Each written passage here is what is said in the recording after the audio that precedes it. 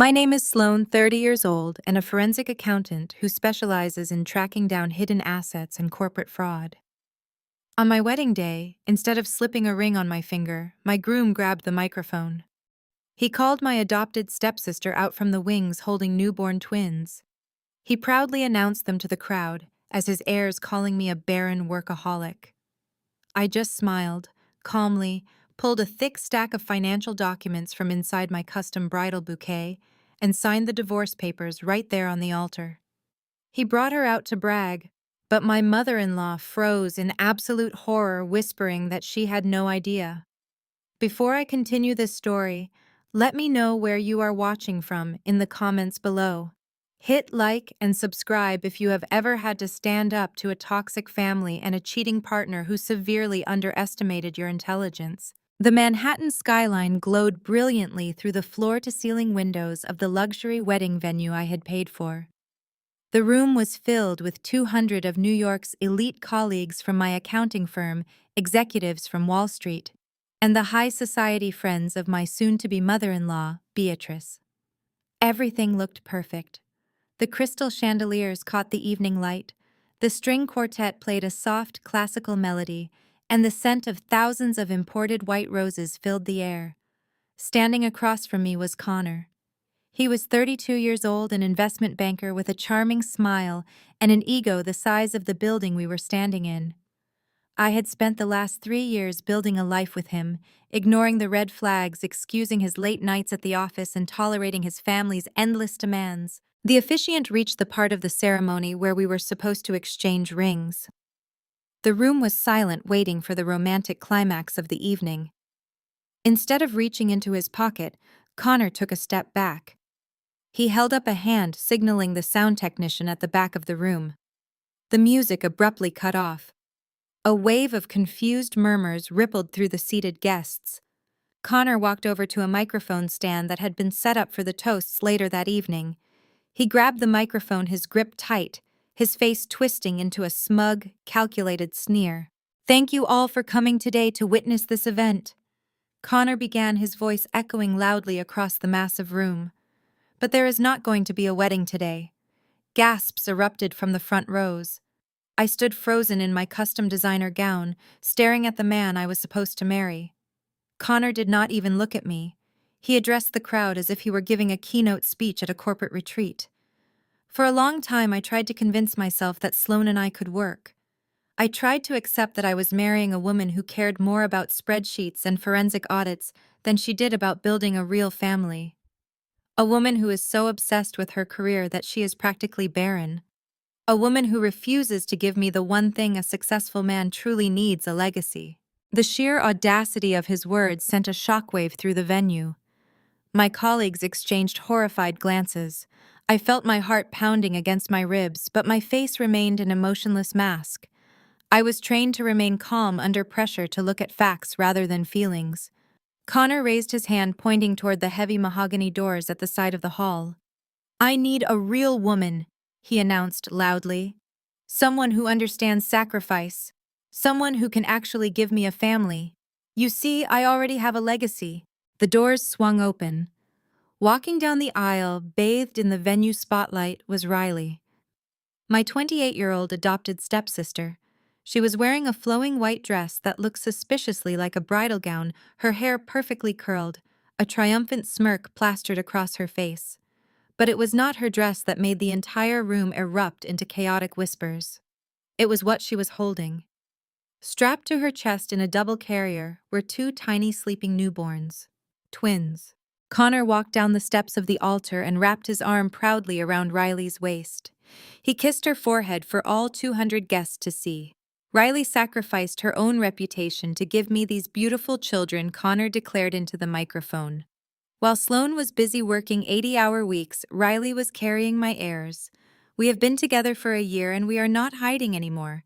This reception will now be a celebration of my new family." I stood on the altar alone, looking down at the man I had shared a home with and the stepsister I had grown up with.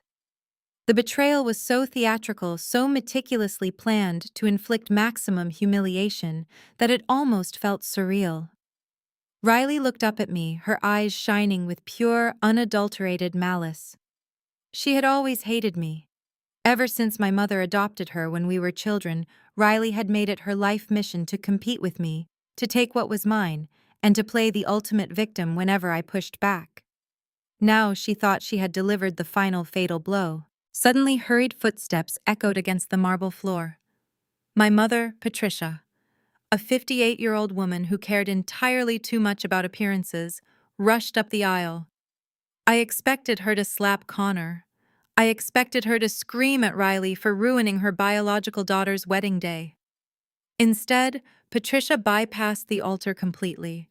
She threw her arms around Riley, tears streaming down her carefully made-up face. "Oh, my beautiful girl," Patricia cried loudly, making sure the guests could hear her. "You have given this family such a blessing." Patricia turned to face me, pointing an accusing finger up at the altar. "You should be ashamed of yourself, Sloane," she yelled, her voice trembling with misplaced self-righteousness. "You were always so selfish, always buried in your laptop, always traveling for your audits. You neglected Connor. Riley stepped up and did what you refused to do. She gave this family life. The least you can do is step aside with some dignity and sign the cancellation papers. Be a woman for once, and let your sister have her happy ending." The room was in absolute pandemonium. People were whispering, pointing, and recording on their phones. Beatrice Connor's mother was sitting in the front row, fanning herself aggressively, looking both shocked and somewhat pleased that her son had secured heirs, even if the method was scandalous. I looked at Patricia, feeling a cold, clinical detachment settle over my brain. The hurt I should have felt was completely overpowered by my analytical training. This was not a family, this was a crime scene, and I had brought the receipts. "You want to talk about sacrifice, Mom?" I asked, my voice slicing through the noise. I did not need a microphone. The sharp, authoritative tone I used in federal courtrooms commanded absolute silence. "You want to talk about Riley doing what I refused to do? Let us talk about it. Let us talk about how you took my college acceptance essay, the one I spent months writing, and submitted it under Riley's name because she was failing high school. Let us talk about how you forged my signature to take out student loans so Riley could go to a private university only for her to get expelled for stealing another student's thesis." Patricia's face drained of color. She opened her mouth to speak, but I stepped down from the altar, closing the distance between us. My high heels clicked sharply against the marble. "You always rewarded her for taking what I built." I continued, staring directly into my mother's terrified eyes. "You convinced yourself she was the golden child because she needed you while I was just your bank account. But this is a whole new level of pathetic even for you." Riley shifted the baby carrier, trying to maintain her smug posture. "Do not talk to our mother like that," she snapped. "You are just bitter because Connor chose me, because I am a real mother, and you are just a sad, empty corporate drone. You have nothing but your money, Sloane. And now Connor and I have a family." I let out a soft, genuine laugh. It was not a hysterical laugh, but a cold, calculating chuckle that made Connor's confident expression falter. I looked down at my massive, cascading bridal bouquet of white orchids and peonies. Slowly, deliberately, I ripped the silk ribbon binding the flowers together. The expensive blooms fell to the marble floor, revealing a thick, tightly rolled waterproof envelope hidden inside the stems. I pulled out a stack of heavily highlighted financial documents and held them up. "A real family," I repeated, looking directly at Connor. "Let us talk about how you funded this real family, Connor. Did you really think you could hide money from a certified forensic accountant? Did you honestly believe I would not notice the discrepancies in our joint accounts?" Connor's face turned an ashen shade of gray. The microphone slipped from his hand, hitting the floor with a loud electronic screech. "What are you talking about?" He stammered, his investment banker arrogance evaporating in a single second. I unrolled the documents, reading the highlighted lines aloud for the entire venue to hear. "3 weeks ago, while you told me you were at a banking conference in Chicago, a wire transfer of $45,000 was initiated from our joint high-yield savings account. The money was routed through 2 shell accounts before landing in the billing department of Boston Memorial Hospital, the exact hospital where Riley had a scheduled VIP cesarean section." Gasps echoed around the room. Riley's eyes widened in panic, looking at Connor for help. But that is not all. I continued, my voice steady, merciless. I also found the $12,000 credit card charge for the diamond tennis bracelet you gave her as a push present. A charge made on a secondary credit card tied to my primary account. You have been funding this entire secret life using my income, Connor. You bought the baby furniture, the secret apartment rent, and the hospital bills using my corporate bonuses. That is a lie, Connor shouted, stepping forward, his face flushed red with panic. You are making this up because you are humiliated. Am I? I asked, tossing the first stack of papers directly at his chest. They fluttered to the ground, scattering around his expensive Italian leather shoes. Those are the bank statements, Connor. Fully authenticated. The same statements I handed over to my lawyer 3 days ago when I found out about your little side project. The same statements I used to officially file for a fault-based divorce and secure a temporary freeze on all your marital assets. I reached into the folder and pulled out a single sheet of paper. By the way, Mom told me to sign the divorce papers and step aside. I smiled sweetly. I already did. I signed them this morning. I handed this exact folder to your legal team an hour ago. You wanted to blindside me at the altar, but the truth is, I let you put on this tuxedo and rent this venue just so I could serve you in front of every single one of your Wall Street colleagues. Connor stared at the papers on the floor, his breathing shallow and rapid. Riley clutched the twins, her face contorted with panic as she realized her financial safety net was currently dissolving. You have zero access to the joint accounts, I announced coldly. Your personal accounts are frozen pending a fraud investigation for the forged credit card signatures. You are broke, Connor. You have 2 newborns, a mistress who has not held a job in 6 years, and absolutely zero access to my money. I hope your legacy likes generic formula because that is all you are going to be able to afford. You crazy witch, Connor roared. The humiliation and sudden realization of his financial ruin snapped his last shred of self-control. He lunged at me, his fists clenched, his face twisted in pure, unadulterated rage. Before he could close the distance, a tall, imposing figure stepped smoothly between us. It was Jamal, the 34-year-old husband of Elise Connor's older sister. Jamal was an African-American corporate lawyer, known for being one of the most ruthless and principled litigators in the city. He wore a sharp, custom-tailored suit and possessed a calm, terrifying authority. He placed a massive hand flat against Connor's chest, stopping the groom dead in his tracks. I strongly suggest you step back, Connor, Jamal said, his voice deep, resonant, and entirely devoid of warmth. Unless you want me to add attempted aggravated assault to the wire fraud and embezzlement charges my firm is currently drafting against you? Jamal, what the hell are you doing? Connor yelled, trying to push past him. I am your brother-in-law. You are supposed to take my side. I take the side of the law, and I take the side of basic human decency, Jamal replied, towering over Connor. 2 things you clearly lack. You just publicly confessed to infidelity and emotional abuse in front of 200 witnesses, while your soon-to-be ex-wife just provided documented proof of financial fraud. If you take one more step toward her, I will personally ensure you spend your honeymoon in a holding cell. Beatrice, who had been watching the scene unfold in stunned silence, suddenly stood up. Her hands were shaking as she looked from Riley to Connor. Connor, what is the meaning of this? She shrieked, her upper crust accent completely vanishing. You told me the money for the babies came from your bonus. You stole from Sloane. You embarrassed this family in front of the entire board of directors. It is an investment, Mother, Connor shouted back, losing his mind as the walls closed in. I was securing our bloodline. You are a thief and an idiot, Jamal said coldly. He turned his back on Connor and offered me his arm. Sloane, I believe your work here is done. Let me escort you to your car. Elise is waiting outside. She wanted no part of the circus once I showed her the financial disclosures this morning. I took Jamal's arm, my head held high. I looked one last time at Patricia, who was standing paralyzed next to Riley. Riley was sobbing now, real tears of panic as she stared at the frozen bank statements on the floor. Have a wonderful reception, Mom, I said smoothly. Do not forget the venue is only paid until midnight. After that, they charge by the hour. I am sure Connor can put it on his tab. I turned and walked back down the aisle, Jamal matching my confident, measured pace. The guests parted like the Red Sea, their faces a mix of awe, shock, and absolute respect. Nobody said a word. The only sound was the clicking of my heels against the marble floor and the frantic, echoing sobs of my adopted stepsister, realizing her victory had just turned into a financial death sentence. I pushed open the heavy mahogany doors, leaving the toxic wreckage of my family and my cheating groom behind, stepping out into the cool, crisp air of my new, completely independent life.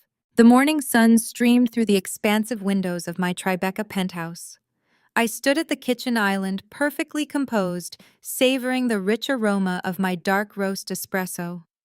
After the spectacular implosion of my wedding exactly 14 hours ago, most women would be curled up in bed surrounded by used tissues and melted ice cream. I was not most women. I was already dressed in a sharp charcoal pantsuit reviewing a fresh set of offshore asset reports. I knew the storm was coming.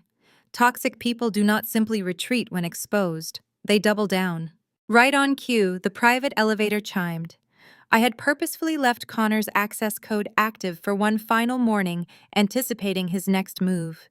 The heavy steel doors slid open, and the circus marched right into my foyer. Connor led the charge, dragging two massive designer suitcases. Behind him came my mother Patricia holding a diaper bag like it was a shield, and bringing up the rear was Riley pushing a double stroller containing the twins. They walked into my home with the unearned confidence of conquering generals. Patricia did not even bother with a greeting. She immediately began pointing at my modern art collection on the walls. "Those sharp edges need to go," she announced, her voice echoing through the open floor plan. "We cannot have hazardous materials around the babies, and that glass coffee table is a disaster waiting to happen. Connor, call a mover to get this junk out of here by noon." I took a slow, deliberate sip of my espresso. I watched them storm into the center of my living room, as if I were merely the hired help waiting for instructions. Riley parked the stroller next to my custom velvet sofa. She looked around, her nose wrinkled in distaste. "It is a bit sterile, do you not think, Connor?" she whined, clutching his arm. "But the square footage is decent. I want the primary suite for us, and we can convert Sloane's home office into the nursery.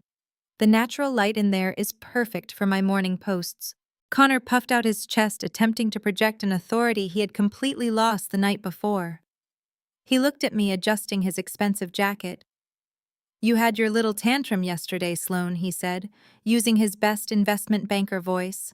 "You embarrassed everyone, froze my accounts, and threw a massive fit. I let you get it out of your system. But reality check, the honeymoon is over. This is marital property. I am now the father of two infant dependents. Any judge in the state of New York is going to award me primary residence of this penthouse to ensure the children have a stable environment. So do us all a favor and pack your bags. We are moving in." The sheer unfiltered delusion of his statement was almost fascinating to witness. He had cheated, stolen my money, humiliated me in front of 200 people, and now he honestly believed he could kick me out of my own home just because Riley had pushed out his heirs. Patricia marched up to the kitchen island, slapping her hands flat against the quartz countertop.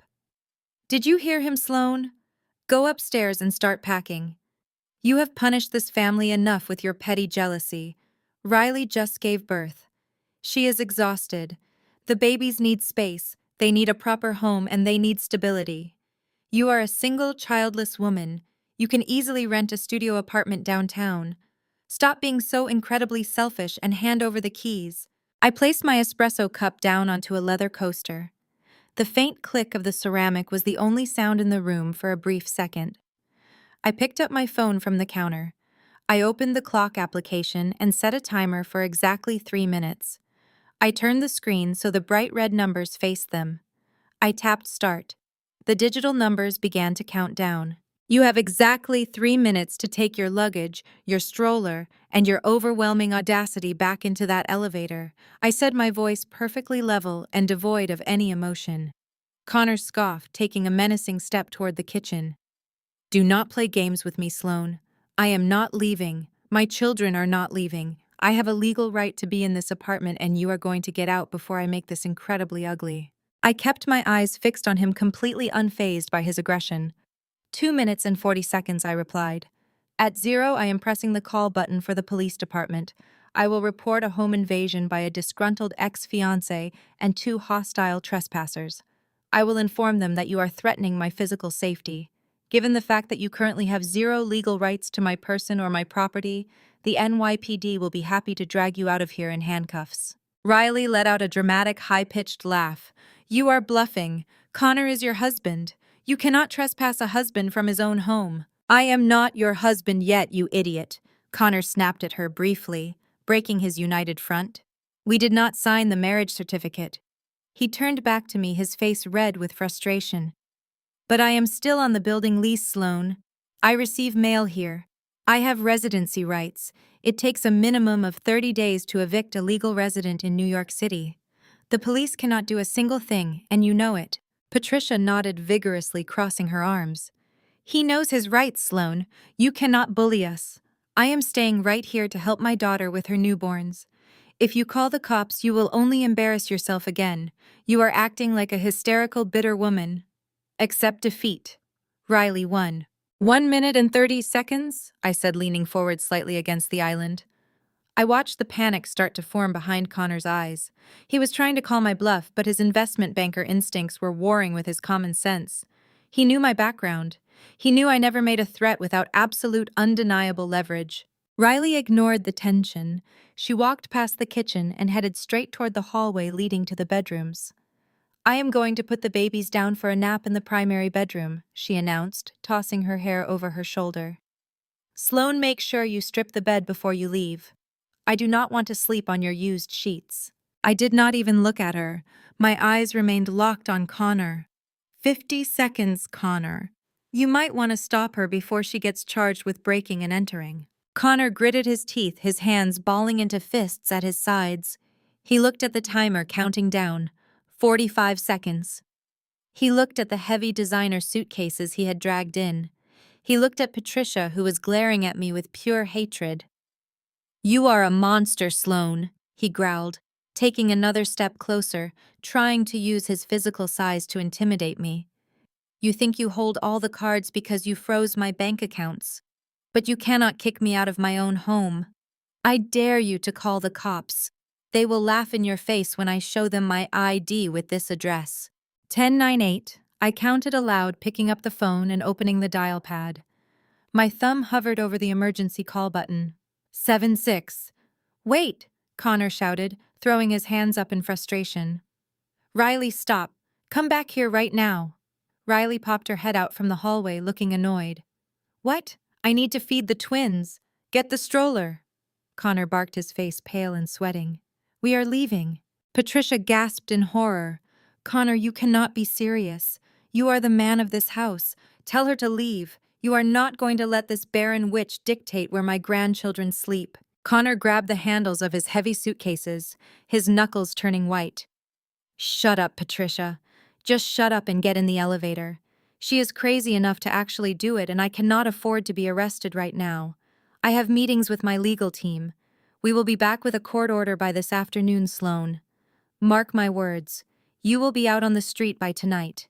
I watched in absolute silence as Riley grumbled, turning the stroller around and pushing it back toward the foyer. Patricia shot me a look of pure venom, her chest heaving with indignation as she followed her golden child. Connor dragged his bags into the elevator, his eyes promising revenge. As the heavy steel doors began to slide shut, I finally smiled. I will leave the timer running for your court order, Connor, but you might want to call a real estate attorney before you waste your billable hours. The doors clicked shut, sealing them out. I picked up my espresso, took a slow, satisfying sip, and walked over to the security panel on the wall. With a few quick taps, I permanently wiped Connor's access code from the system. The invasion was over, but I knew the real war was only just beginning, and I was holding an entire arsenal of weapons they did not even know existed. The morning sun streamed through the expansive windows of my Tribeca penthouse. I stood at the kitchen island, perfectly composed, savoring the rich aroma of my dark roast espresso. After the spectacular implosion of my wedding exactly 14 hours ago, most women would be curled up in bed, surrounded by used tissues and melted ice cream. I was not most women. I was already dressed in a sharp charcoal pantsuit, reviewing a fresh set of offshore asset reports. I knew the storm was coming. Toxic people do not simply retreat when exposed, they double down. Right on cue, the private elevator chimed. I had purposefully left Connor's access code active for one final morning, anticipating his next move. The heavy steel doors slid open and the circus marched right into my foyer. Connor led the charge, dragging two massive designer suitcases. Behind him came my mother, Patricia, holding a diaper bag like it was a shield. And bringing up the rear was Riley pushing a double stroller containing the twins. They walked into my home with the unearned confidence of conquering generals. Patricia did not even bother with a greeting. She immediately began pointing at my modern art collection on the walls. "Those sharp edges need to go," she announced, her voice echoing through the open floor plan. "We cannot have hazardous materials around the babies. And that glass coffee table is a disaster waiting to happen. Connor, call a mover to get this junk out of here by noon." I took a slow, deliberate sip of my espresso.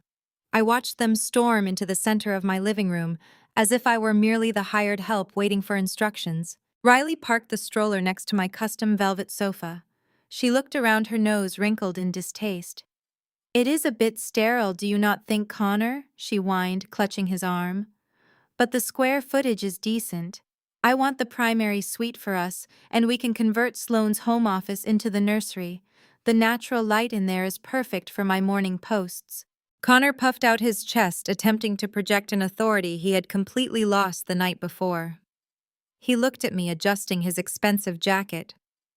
"You had your little tantrum yesterday, Sloane," he said, using his best investment banker voice. "You embarrassed everyone, froze my accounts, and threw a massive fit. I let you get it out of your system. But reality check, the honeymoon is over. This is marital property. I am now the father of two infant dependents.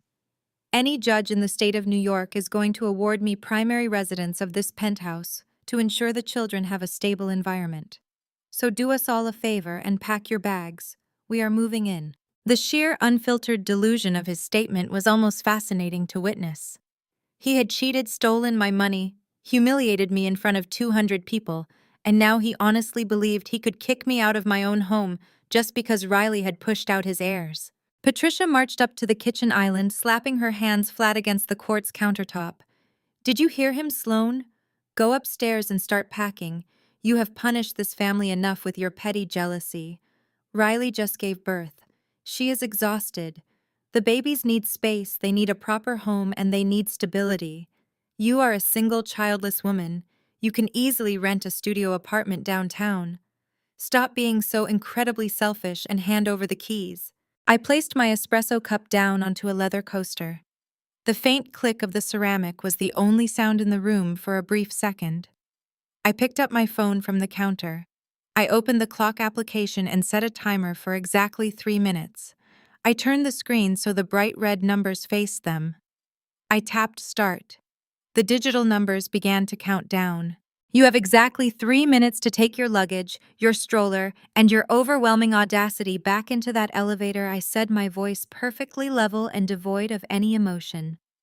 Connor scoffed, taking a menacing step toward the kitchen. "Do not play games with me, Sloane. I am not leaving. My children are not leaving.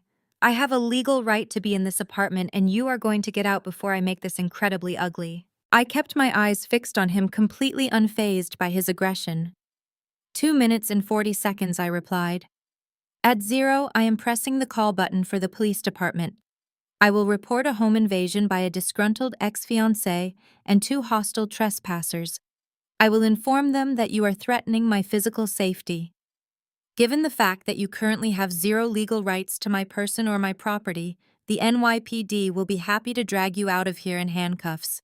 Riley let out a dramatic, high-pitched laugh. "You are bluffing. Connor is your husband. You cannot trespass a husband from his own home." "I am not your husband yet, you idiot," Connor snapped at her, briefly breaking his united front. "We did not sign the marriage certificate. He turned back to me, his face red with frustration. But I am still on the building lease, Sloane. I receive mail here. I have residency rights. It takes a minimum of 30 days to evict a legal resident in New York City. The police cannot do a single thing, and you know it. Patricia nodded vigorously, crossing her arms. He knows his rights, Sloane. You cannot bully us. I am staying right here to help my daughter with her newborns. If you call the cops, you will only embarrass yourself again. You are acting like a hysterical, bitter woman. Accept defeat. Riley won. 1 minute and 30 seconds, I said, leaning forward slightly against the island. I watched the panic start to form behind Connor's eyes. He was trying to call my bluff, but his investment banker instincts were warring with his common sense. He knew my background. He knew I never made a threat without absolute, undeniable leverage. Riley ignored the tension. She walked past the kitchen and headed straight toward the hallway leading to the bedrooms. I am going to put the babies down for a nap in the primary bedroom, she announced, tossing her hair over her shoulder. Sloane, make sure you strip the bed before you leave. I do not want to sleep on your used sheets. I did not even look at her. My eyes remained locked on Connor. 50 seconds, Connor. You might want to stop her before she gets charged with breaking and entering. Connor gritted his teeth, his hands balling into fists at his sides. He looked at the timer, counting down. 45 seconds. He looked at the heavy designer suitcases he had dragged in. He looked at Patricia, who was glaring at me with pure hatred. You are a monster, Sloane, he growled, taking another step closer, trying to use his physical size to intimidate me. You think you hold all the cards because you froze my bank accounts, but you cannot kick me out of my own home. I dare you to call the cops. They will laugh in your face when I show them my ID with this address. 1098. I counted aloud, picking up the phone and opening the dial pad. My thumb hovered over the emergency call button. 76. Wait! Connor shouted, throwing his hands up in frustration. Riley, stop! Come back here right now! Riley popped her head out from the hallway, looking annoyed. What? I need to feed the twins. Get the stroller. Connor barked, his face pale and sweating. We are leaving. Patricia gasped in horror. Connor, you cannot be serious. You are the man of this house. Tell her to leave. You are not going to let this barren witch dictate where my grandchildren sleep. Connor grabbed the handles of his heavy suitcases, his knuckles turning white. Shut up, Patricia. Just shut up and get in the elevator. She is crazy enough to actually do it, and I cannot afford to be arrested right now. I have meetings with my legal team. We will be back with a court order by this afternoon, Sloane. Mark my words. You will be out on the street by tonight. I watched in absolute silence as Riley grumbled, turning the stroller around and pushing it back toward the foyer. Patricia shot me a look of pure venom, her chest heaving with indignation, as she followed her golden child. Connor dragged his bags into the elevator, his eyes promising revenge. The heavy steel doors had barely clicked shut when a violent thud echoed through the private foyer. The elevator system groaned and the doors suddenly jerked back open. Connor stood there, his expensive Italian leather shoe jammed firmly in the threshold. His face was a deep, mottled shade of purple. He pushed the doors wide open and stepped back into my home, dropping his heavy suitcases onto the imported marble floor with a resounding crash. You know what? No, Connor snarled, his chest heaving as he marched back toward the kitchen island. I am not going anywhere. You do not get to dictate the terms of my life just because you are throwing a temper tantrum. I live here. This is my primary residence. And under New York state law, this constitutes a marital asset. Patricia and Riley cautiously trailed behind him, stepping out of the elevator. Seeing Connor suddenly grow a spine seemed to reignite their audacity. Riley immediately pushed the double stroller back into the living room, unbuckling the squirming twins with a theatrical sigh. Thank God, Riley muttered, glaring at me. Connor, tell this crazy woman to get out of the way. I need to warm up bottles, and I am not doing it in the lobby of some hotel. Patricia crossed her arms, a triumphant smirk returning to her heavily Botoxed face. I knew you were bluffing, Sloane. You always were a coward when someone actually stood up to you. Connor is right. You lived together in this penthouse for 2 years as an engaged couple. You commingled your lives. This is his home just as much as it is yours. Half of this real estate belongs to him now. I leaned against the quartz countertop, watching the three of them essentially set up a squatter encampment in my pristine living room. I did not reach for my phone. I did not hit the panic button. I just watched Connor pull out his smartphone and dial his attorney on speakerphone, desperate to prove his dominance. "I am getting an emergency injunction," Connor announced, pacing across my Persian rug. "My lawyer is going to secure a court order granting me temporary exclusive occupancy based on the presence of the infants. You are going to be legally barred from your own apartment by dinner time, Sloane." The phone rang loudly through the high ceilings of the penthouse. Connor stood tall, waiting for his high-priced legal counsel to answer and validate his ridiculous claims. Instead, a different sound interrupted his grand performance. The heavy brass doors of the service elevator, located just off the kitchen hallway, slid open with a soft, mechanical hum. Connor froze. Patricia gasped, clutching her designer handbag against her chest. Riley jumped back from the stroller. Stepping out of the service elevator was Jamal. He looked impeccable in a navy blue bespoke suit, carrying a sleek black leather briefcase. But he was not alone. Flanking him on either side were two uniformed officers from the New York Police Department, their hands resting casually on their utility belts. "You will not be needing that phone call, Connor," Jamal said, his deep, resonant voice echoing through the penthouse. "Unless you are calling a bail bondsman." Connor dropped his phone, his jaw going slack. "Jamal, what the hell are you doing here? And why did you bring the cops to my house?" "First of all, this is not your house," Jamal replied smoothly, striding into the living room with the officers close behind. "Second, I am here as legal counsel representing the sole property owner. I was finalizing the paperwork downstairs with the building management when Sloane's security system flagged an unauthorized override on the primary elevator. It seems you jam the doors to force your way back in. That elevates you from an unwelcome guest to an active trespasser." Connor let out a harsh, incredulous laugh, pointing a shaking finger at me. "She is my wife. Well, almost my wife. We lived here together. I receive my bank statements at this address. I have established tenancy. The police cannot remove a legal tenant without a formal eviction notice signed by a judge. It takes 30 to 90 days in this city. You are a corporate lawyer, Jamal, you should know that." One of the police officers, a tall, broad-shouldered man, stepped forward. "Sir, is your name on the lease or the deed to this property?" "I do not need to be on the deed," Connor argued, his voice rising in panic. "We were building a life together. This is a marital asset subject to equitable distribution. I have rights." Jamal unclasped his leather briefcase and pulled out a thick stack of legal documents printed on heavy watermarked paper. He did not hand them to Connor. He handed them directly to the police officer. "Officer, you will find the deed and the current property tax records right there," Jamal said, his tone razor-sharp and entirely clinical. "This penthouse is not owned by Sloane as a private individual. It is entirely owned by a corporate entity, Apex Holdings, LLC. That corporation was formed 5 years ago, long before this man ever entered her life. Sloane is the sole managing member of that LLC." The officer reviewed the documents, nodding slowly, as Jamal continued his lethal legal takedown. "Connor has never signed a lease agreement with Apex Holdings, LLC." Jamal stated, his eyes locked on Connor's increasingly pale face. "He has never paid a single cent in rent. He has never contributed to the property taxes, the maintenance fees, or the building's homeowners association dues. Under New York corporate property law, he is not a tenant. He is a corporate guest. And as of this morning, Apex Holdings LLC has officially revoked his guest privileges." "That is a lie," Connor shouted, stepping toward Jamal. "I bought groceries. I paid for the utility bills. Paying for the electric bill does not grant you equity in a multi-million-dollar corporate asset." Jamal shot back, his voice booming with authority.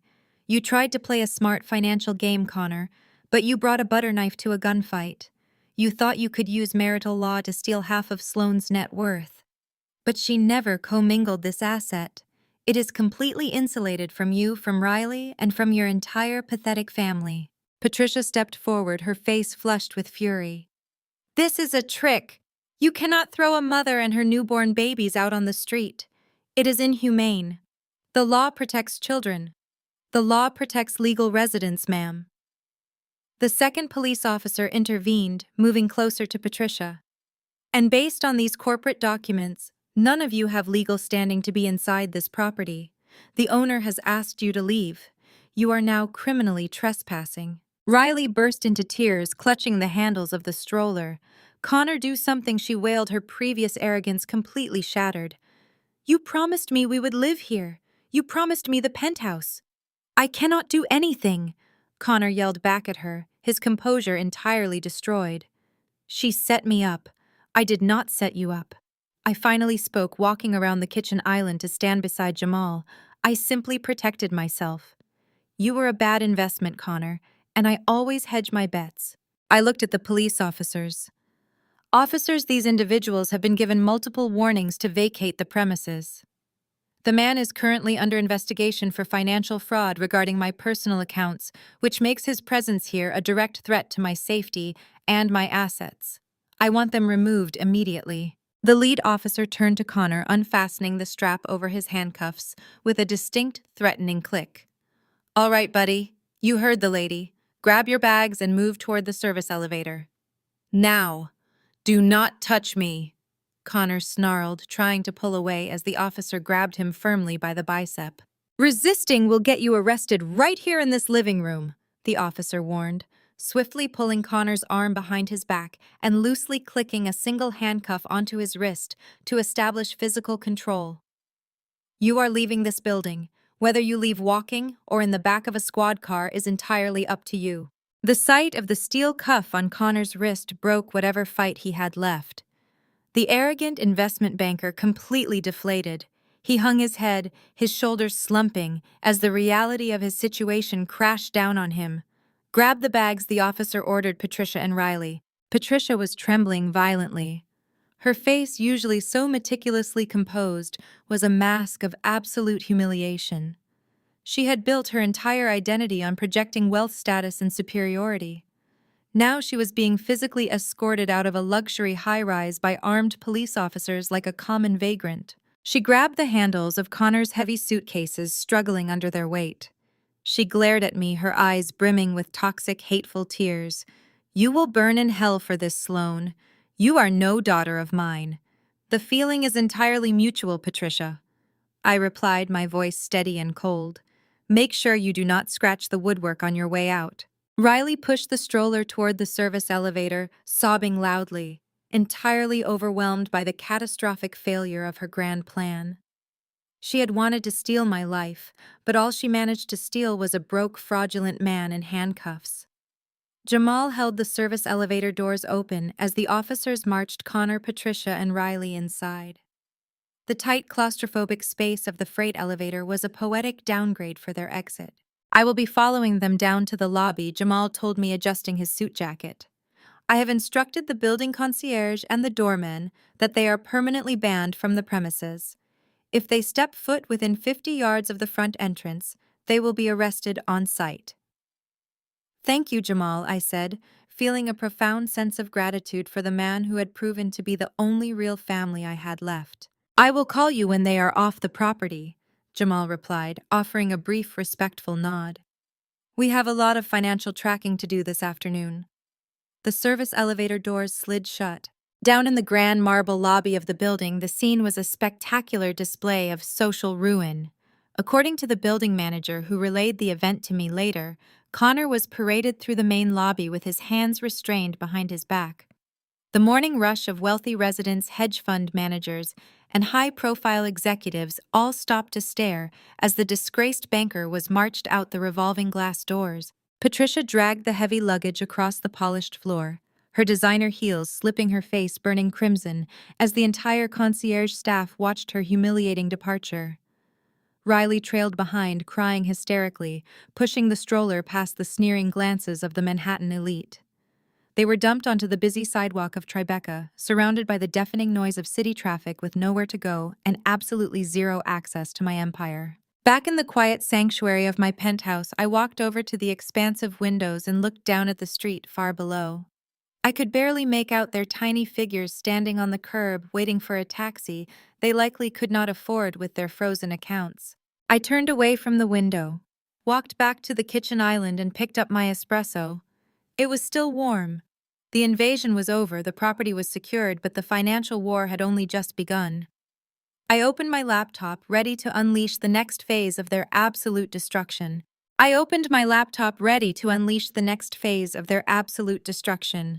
But before I could even log into the secure banking portal, my personal cell phone began to vibrate violently across the court's countertop. It was not a single call. It was a relentless, overlapping barrage of notifications. Text messages, social media alerts, and missed calls flooded the screen in a rapid-fire cascade. I picked up the device, my brow furrowing slightly as I unlocked it. I tapped on an incoming message from a junior analyst at my firm.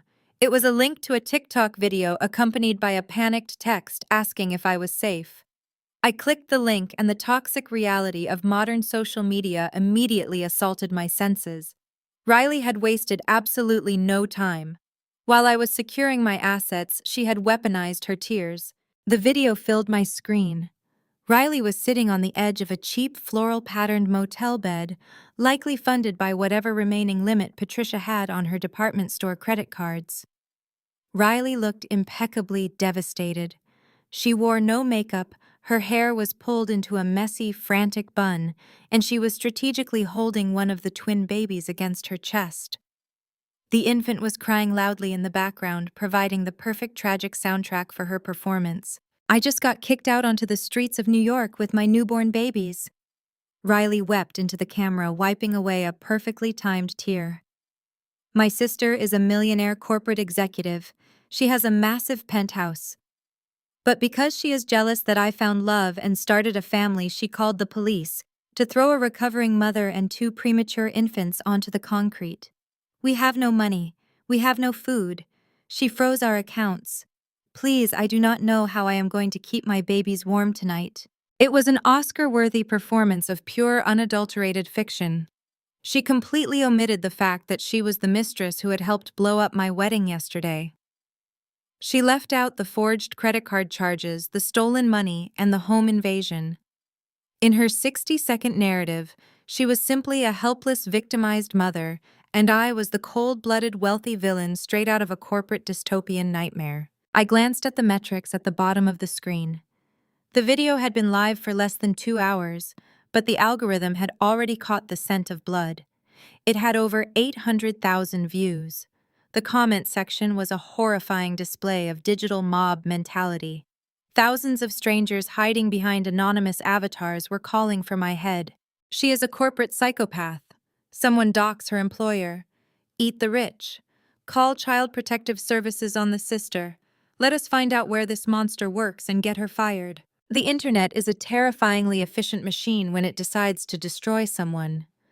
They do not care about police reports, property deeds, or financial fraud. They only care about the emotional high of righteous indignation. Riley knew exactly what she was doing. She knew she had no legal power over me, so she unleashed the court of public opinion to force my hand.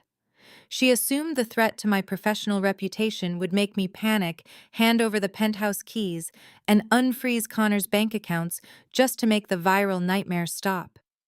To make matters worse, she had pinned a link to a crowdfunding campaign at the top of the comments, actively scamming thousands of sympathetic strangers out of their hard-earned money. My phone buzzed again, this time with an incoming call from a number I could not ignore. It was the managing partner of my forensic accounting firm. I swiped to answer, placing the phone on speaker as I kept my eyes on Riley's looping video. "Sloane, what on earth is going on?"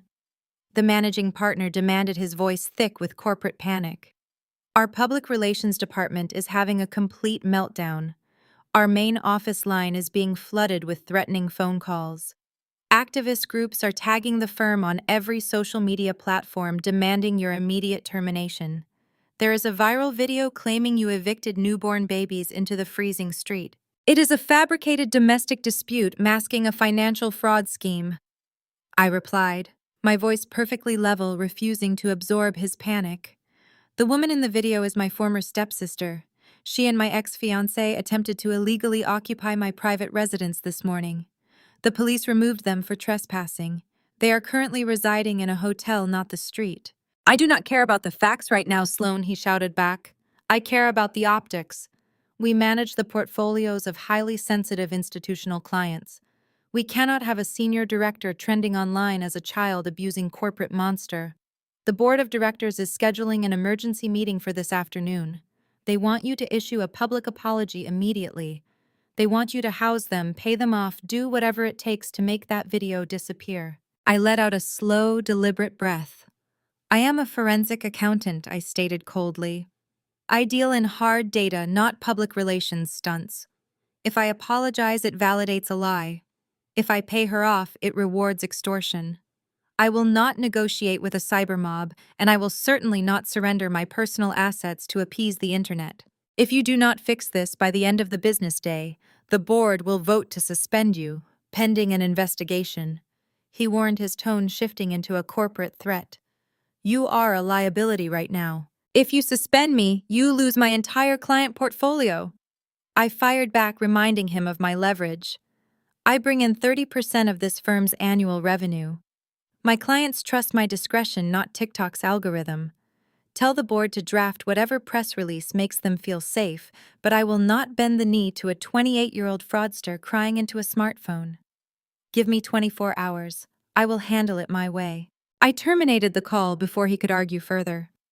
The pressure was mounting precisely as Patricia and Riley had planned. They wanted to squeeze me from all sides, using corporate cowardice and social outrage to break my ironclad boundaries. The phone rang again. It was Jamal. Tell me you are seeing this digital circus, Jamal said, his deep voice radiating a calm legal anger. Elise showed me the video. Half the city thinks you are the devil incarnate. I am already drafting a cease and desist order for defamation and cyber harassment. Do not send it, I replied, staring at the screen as the view count crossed the 1 million mark. A cease and desist will only give her more content. She will post it and claim the big bad billionaire is trying to silence her with expensive lawyers. It plays right into her victim narrative. Sloane, your firm is going to feel the heat. Defamation at this scale causes real financial damage. We can get a judge to pull the video down. I do not want it pulled down, Jamal, I said, a dangerous, calculating smile forming on my lips. Let her dig her grave as deep as she wants. Let her accept the donations from that crowdfunding link she just posted. The more money she collects through fraudulent online claims, the more federal wire fraud charges we can stack against her later. We are not fighting a public relations battle on an app designed for teenagers. We are going to fight with financial data. I heard Jamal chuckle softly on the other end of the line. You are terrifying when you are focused. So what is the next move? We ignore the noise, I instructed, pulling my laptop closer and opening my encrypted terminal. Let the internet scream. We have bigger fish to fry.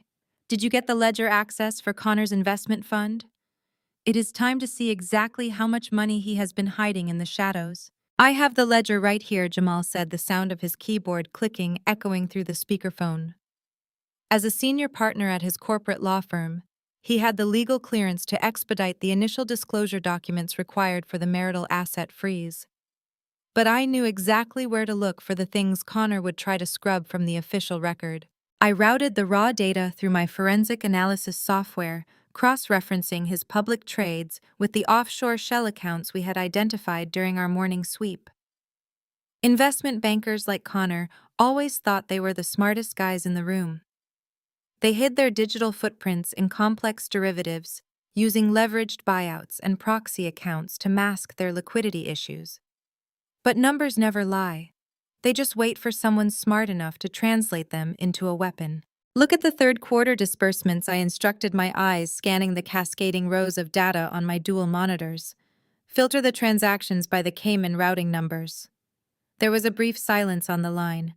Then Jamal let out a low, appreciative whistle. Well, look at that. Multiple capital injections into a holding company under the name C&R Ventures, Connor and Riley. He has been funneling his annual performance bonuses there to hide them from the marital estate. That is just pocket change, Jamal, I replied, my fingers flying across the keyboard as I dug deeper into the primary fund's institutional ledger. Look at his proprietary trading log, specifically focus on his margin accounts for the last 90 days. I pulled up the transactional history for a mid-sized biotech firm Connor had been aggressively pitching to his institutional clients. He had authorized massive, highly leveraged short positions on the company's stock right before an unannounced pharmaceutical patent was rejected by federal regulators. The timing was entirely too perfect. It was a textbook indicator of insider trading. He had illegally acquired non-public information and shorted the stock to make a quiet fortune. But arrogance breeds catastrophic carelessness. The market had not reacted the way Connor anticipated. A rival pharmaceutical giant had announced a surprise buyout of the failing biotech firm the very next morning, triggering a massive short squeeze. Connor's illegal bet had completely imploded, leaving him utterly exposed. He got caught in the short squeeze, Jamal noted, reading the exact same dataset on his screen. The brokerages issued an immediate margin call. He had to cover the massive losses instantly to avoid total portfolio liquidation. Exactly, I said, a cold clinical satisfaction settling into my voice. Now look at how he managed to cover that margin call. He did not have the personal liquidity to cover the massive spread, so he stole it. I highlighted a series of unauthorized internal bank transfers. Connor had illegally diverted $2 million from his firm's high-yield client escrow accounts to cover his personal margin call. He was playing a dangerous game of financial roulette, moving the money back and forth at the end of each fiscal quarter to avoid triggering an internal audit. He was rolling the debt over using fresh client deposits to cover the missing $2 million. It was a classic Ponzi structure hiding inside a legitimate corporate investment portfolio. He is carrying $2 million in shadow debt, Jamal said, his voice dropping an octave as the severe reality of the federal crime became apparent. If he cannot roll that debt over by the end of business today, his firm's automated compliance system will flag the missing capital. The Securities and Exchange Commission will be kicking his office door down by Monday morning. Then let us make absolutely certain he cannot roll it over, I stated, opening a secure communication channel to the corporate compliance department of Connor's banking institution. I did not need to make a public statement or beg the internet for sympathy. I just needed to cut the financial cord. As a recognized forensic auditor, my professional inquiries carried the weight of federal authority. I drafted an urgent compliance alert detailing the suspicious routing numbers and the exact timestamps of the unauthorized escrow transfers. I attached the frozen marital asset declarations explicitly stating that Connor's personal accounts were currently under legal review for domestic financial fraud. I hit send. Now we block his remaining escape routes, Jamal added, typing rapidly on his end. I am issuing a legally binding preservation of assets notice to all of his secondary brokers.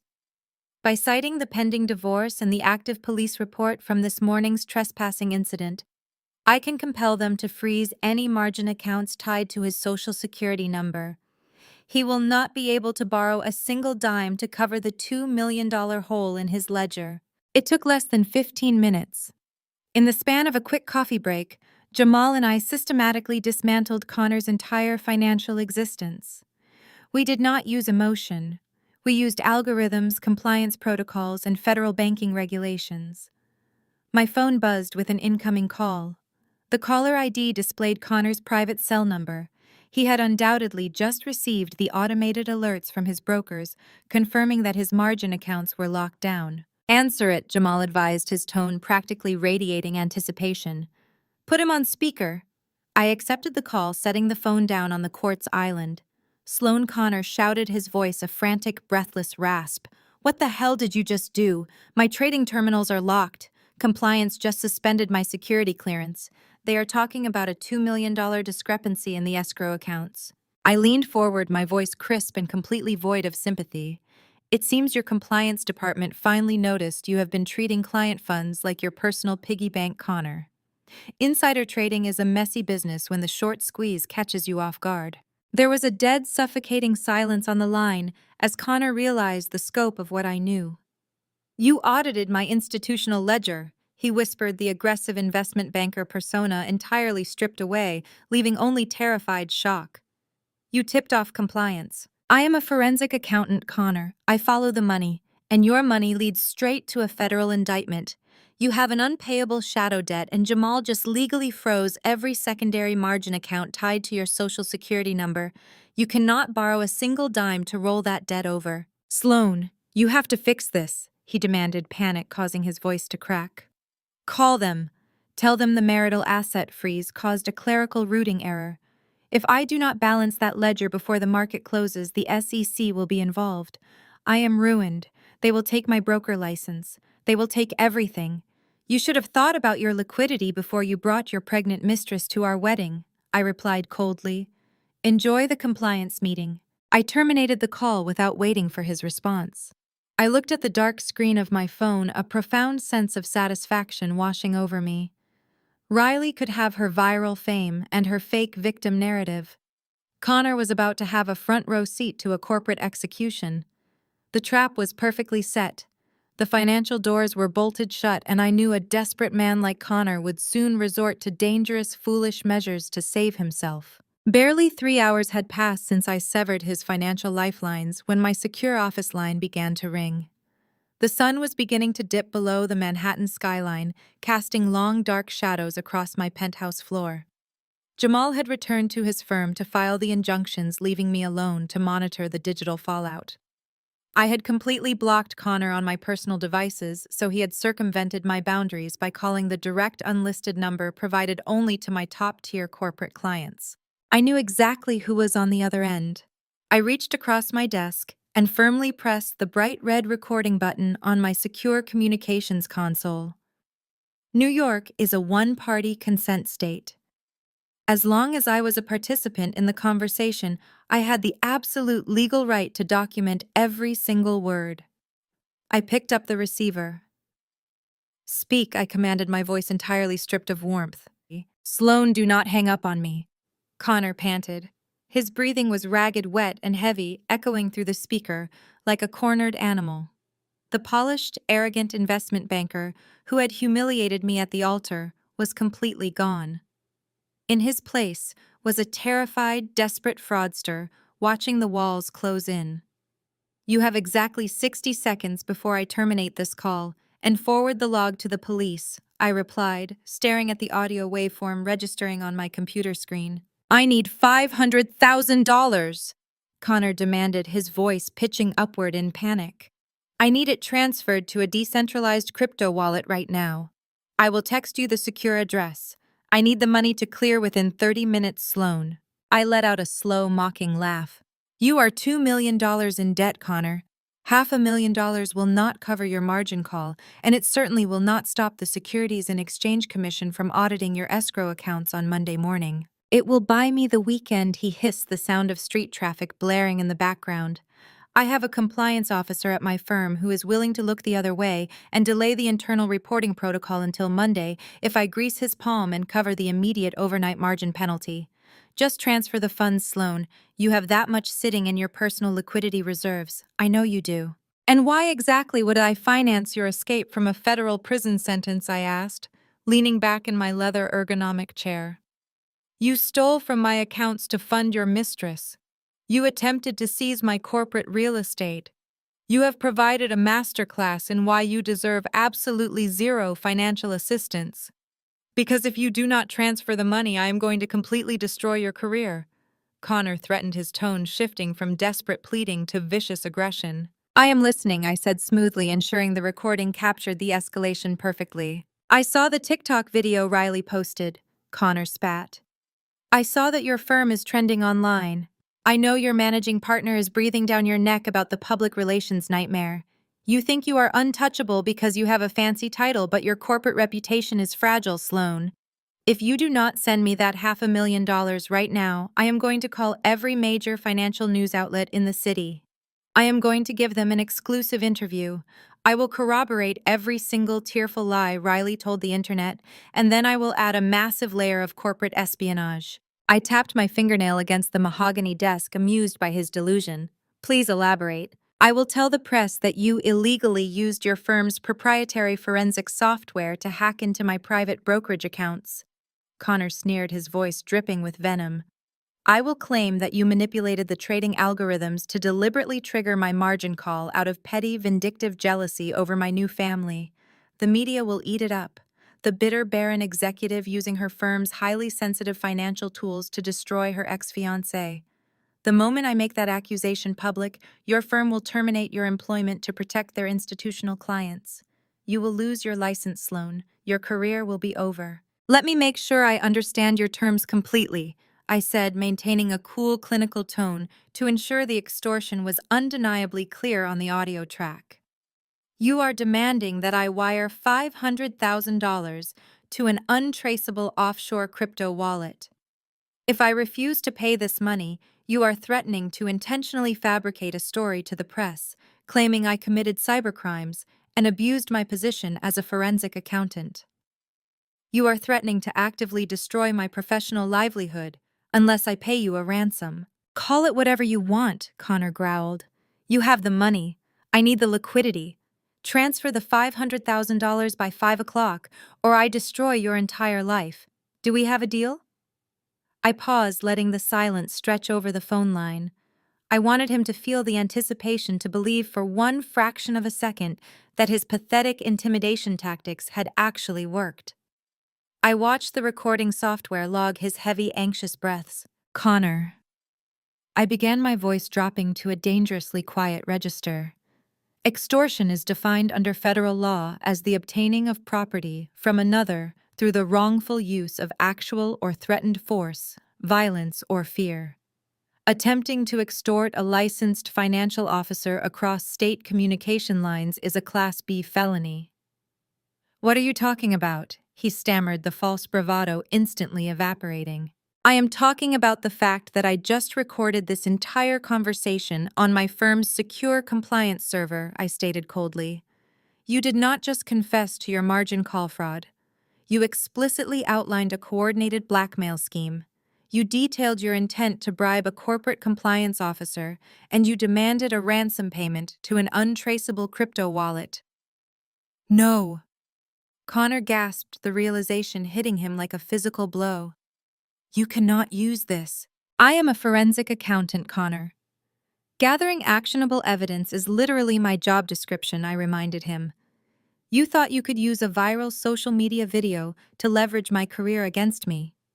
But unlike Riley, I do not fight in the court of public opinion. I fight in federal court. And you just handed me the final nail for your coffin. Sloane, please, he begged, his voice cracking into a pathetic, high-pitched whine. I am desperate. You do not understand what is happening. The money is not just for the margin call. I stopped, hovering my finger over the disconnect button. The sudden pivot from aggressive blackmail to frantic begging caught my analytical attention. I stayed completely silent, letting his desperation fill the void. I need the cash because the twins are sick. Connor blurted out the words, tumbling over each other in sheer panic. I pressed the disconnect button, cutting off his frantic pleading. The office fell back into a satisfying, heavy silence. I saved the audio file, encrypting it with a secure password, and forwarded a direct copy to Jamal's legal server. Connor was officially backed into an inescapable corner. His desperate, reckless attempt at extortion had only accelerated his demise. I leaned back in my chair, staring at the glowing skyline outside my window, ready to watch his entire world burn to the ground. The phone on my desk had barely stopped echoing with Connor's roars before it started vibrating violently again. Connor refused to give up. He called back frantically, the ringing so relentless it threatened to shatter the quiet of my office. I was in no rush to answer. I casually pressed the record button on the mainframe once more, letting his panic stretch out for another 10 seconds. When I finally lifted the receiver to my ear, Connor's scream blasted through the speaker like a cornered animal. Sloane, how dare you hang up on me? Connor roared, his breathing through the receiver thick with fear mixed with rage. Are you even human? The newborn twins are in the neonatal intensive care unit at Manhattan Hospital. They are on ventilators, and you are sitting there freezing every single penny I own. Do you know what the doctors just said? They have a rare genetic blood disorder, a genetic mutation rarely seen in normal newborns.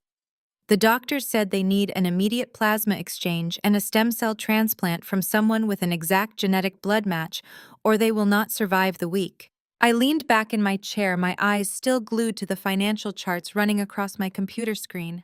My voice came out ice cold, completely immune to his hysteria. Connor, you are an investment banker, but your risk management skills are absolutely pathetic. You cheat, you commit financial fraud, you bring your mistress to my wedding altar, and now you call me to cry about the hospital bills for two children who are not mine. You need a genetic match. Why do you not tell their wonderful mother Riley to go get tested? Or is she too busy filming herself crying for TikTok to profit off public sympathy? Shut your mouth, Connor yelled. The loud clatter of a kicked trash can echoed through the phone, proving he was pacing frantically on the street outside the hospital. Riley did the test last night, but the results were completely useless. I even forced Patricia, her adoptive mother, into the marrow testing room. But they are all useless. Riley is adopted. How could Patricia's genetics possibly match hers to save the babies? But the sickest part is the doctors at this damn hospital. They handed me a genetic mapping analysis of an autosomal recessive mutation, and then they looked at me like I was some kind of monster. They said this faulty genetic combination in the twins only occurs when the mother and father share a direct bloodline or extremely close consanguinity. Those idiots dared to imply that Riley and I are biological siblings. It is an insane insult. Riley and I have been in love for a year. She is your adopted stepsister, picked up from some private orphanage in Boston 28 years ago. How could she and I possibly share the same blood? This hospital must be trying to frame me for extortion, or Riley is hiding some disgusting secret about her origins. I need $500,000 to transfer them to a private medical center in Europe where they do not run these ridiculous tests. You have to give me the money, Sloane. Every word Connor screamed flew out of the receiver like dancing numbers in the mind of a forensic accountant. I instinctively sat up straight. Every analytical nerve in my brain immediately kicked into maximum overdrive. Genetic logic never lies, just like a perfectly balanced accounting ledger. If the twins' genetic map indicated a mutation caused by inbreeding, and Riley was the child Patricia adopted from Boston 28 years ago, there was a massive gap. A monumental anomaly in the timeline and family history that no one had ever audited. Connor kept rambling and cursing into the phone, his voice shifting from angry to trembling. Patricia is tearing apart that cheap hotel room, trying to find the old adoption papers. She said Riley's biological mother was a high school girl from the ultra-wealthy elite in Boston who hid her pregnancy from her family and gave birth in secret at age 16. Sloane, are you listening to me? I need the money. You have audit control over all the investment funds. You just need to sign a release order for one of my secondary accounts. Do not let two babies die over your personal vendetta. I did not answer him. I casually pressed the disconnect button, tossed the phone aside, and immediately pulled my keyboard closer. Connor's screams vanished, replaced by the frantic clicking of my typing in the office. As a director of forensic accounting, my job is to question absolutely everything, especially coincidences. Connor was born and raised in Boston before moving to New York for work. His mother, Beatrice, was an upper-crust Boston socialite whose past was always conveniently covered up by $1,000 charitable donations. Riley was also adopted by Patricia from a private care center in that exact same city of Boston 28 years ago. And now the two children of Connor and Riley had a genetic disease that only occurs when the parents are closely related by blood. This was not a random medical tragedy. This was a flawless data match. I immediately picked up the phone and dialed an underground contact in the Massachusetts Legal Archives sector, an old friend who specialized in investigating assets and background checks for prominent families. Jonathan, I need you to check a closed adoption file from 28 years ago. I said, my voice fast and sharp as a razor, completely bypassing any social pleasantries. The St. Jude Private Care Center in Boston. The child is named Riley, adopted by Patricia in April of 1998. I need the unedited original birth certificate and any anonymous financial records accompanying that adoption. Sloane Private Care records from the 90s in Boston are high-level classified. Jonathan's voice sounded hesitant on the other end of the line. Most have been sealed or destroyed under donor privacy protection laws. Check the anonymous donations under trust funds from that year. I countered sharply, laying the trap. A secret berth in the ultra-wealthy elite always comes with hush money legitimized as charity. Find the wire transfers from private banks in Boston to the St. Jude accounts between January and April of 1998. Find me that financial fracture. 15 minutes passed in tense silence. I could hear my computer's cooling fan whirring next to the window. On the screen, an encrypted email from Jonathan appeared with the subject line, Classified St. Jude Files. I clicked to open the file. Black and white document pages materialized through the scanning software. My audit mindset immediately locked onto an old bank statement.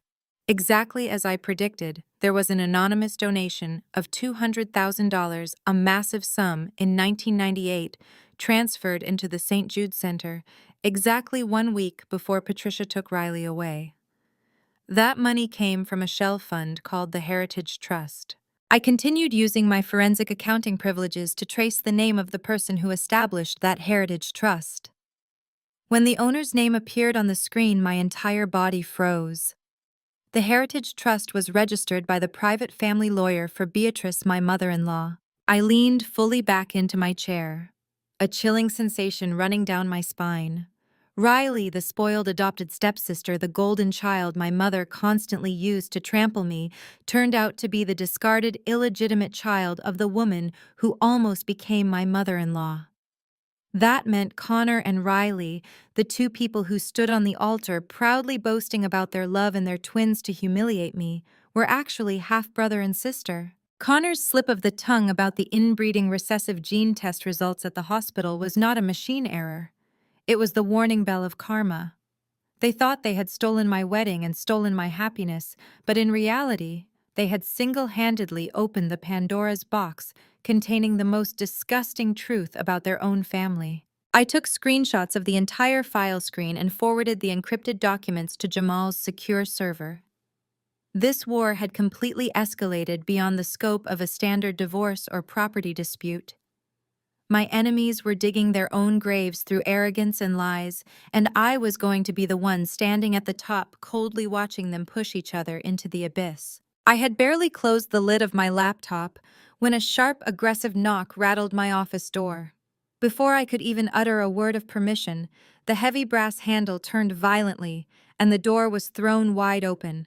Patricia stormed into my private sanctuary, her eyes darting frantically from left to right like a panicked thief terrified of being caught in the act. She had managed to bypass the multi-tiered security lobby downstairs by utilizing an old corporate guest keycard that my administrative assistant had not yet deactivated. She looked utterly unraveled. The meticulously styled upper-crust matriarch who had proudly stood at the altar hours ago was completely gone. Her expensive cashmere coat was wrinkled and mismatched.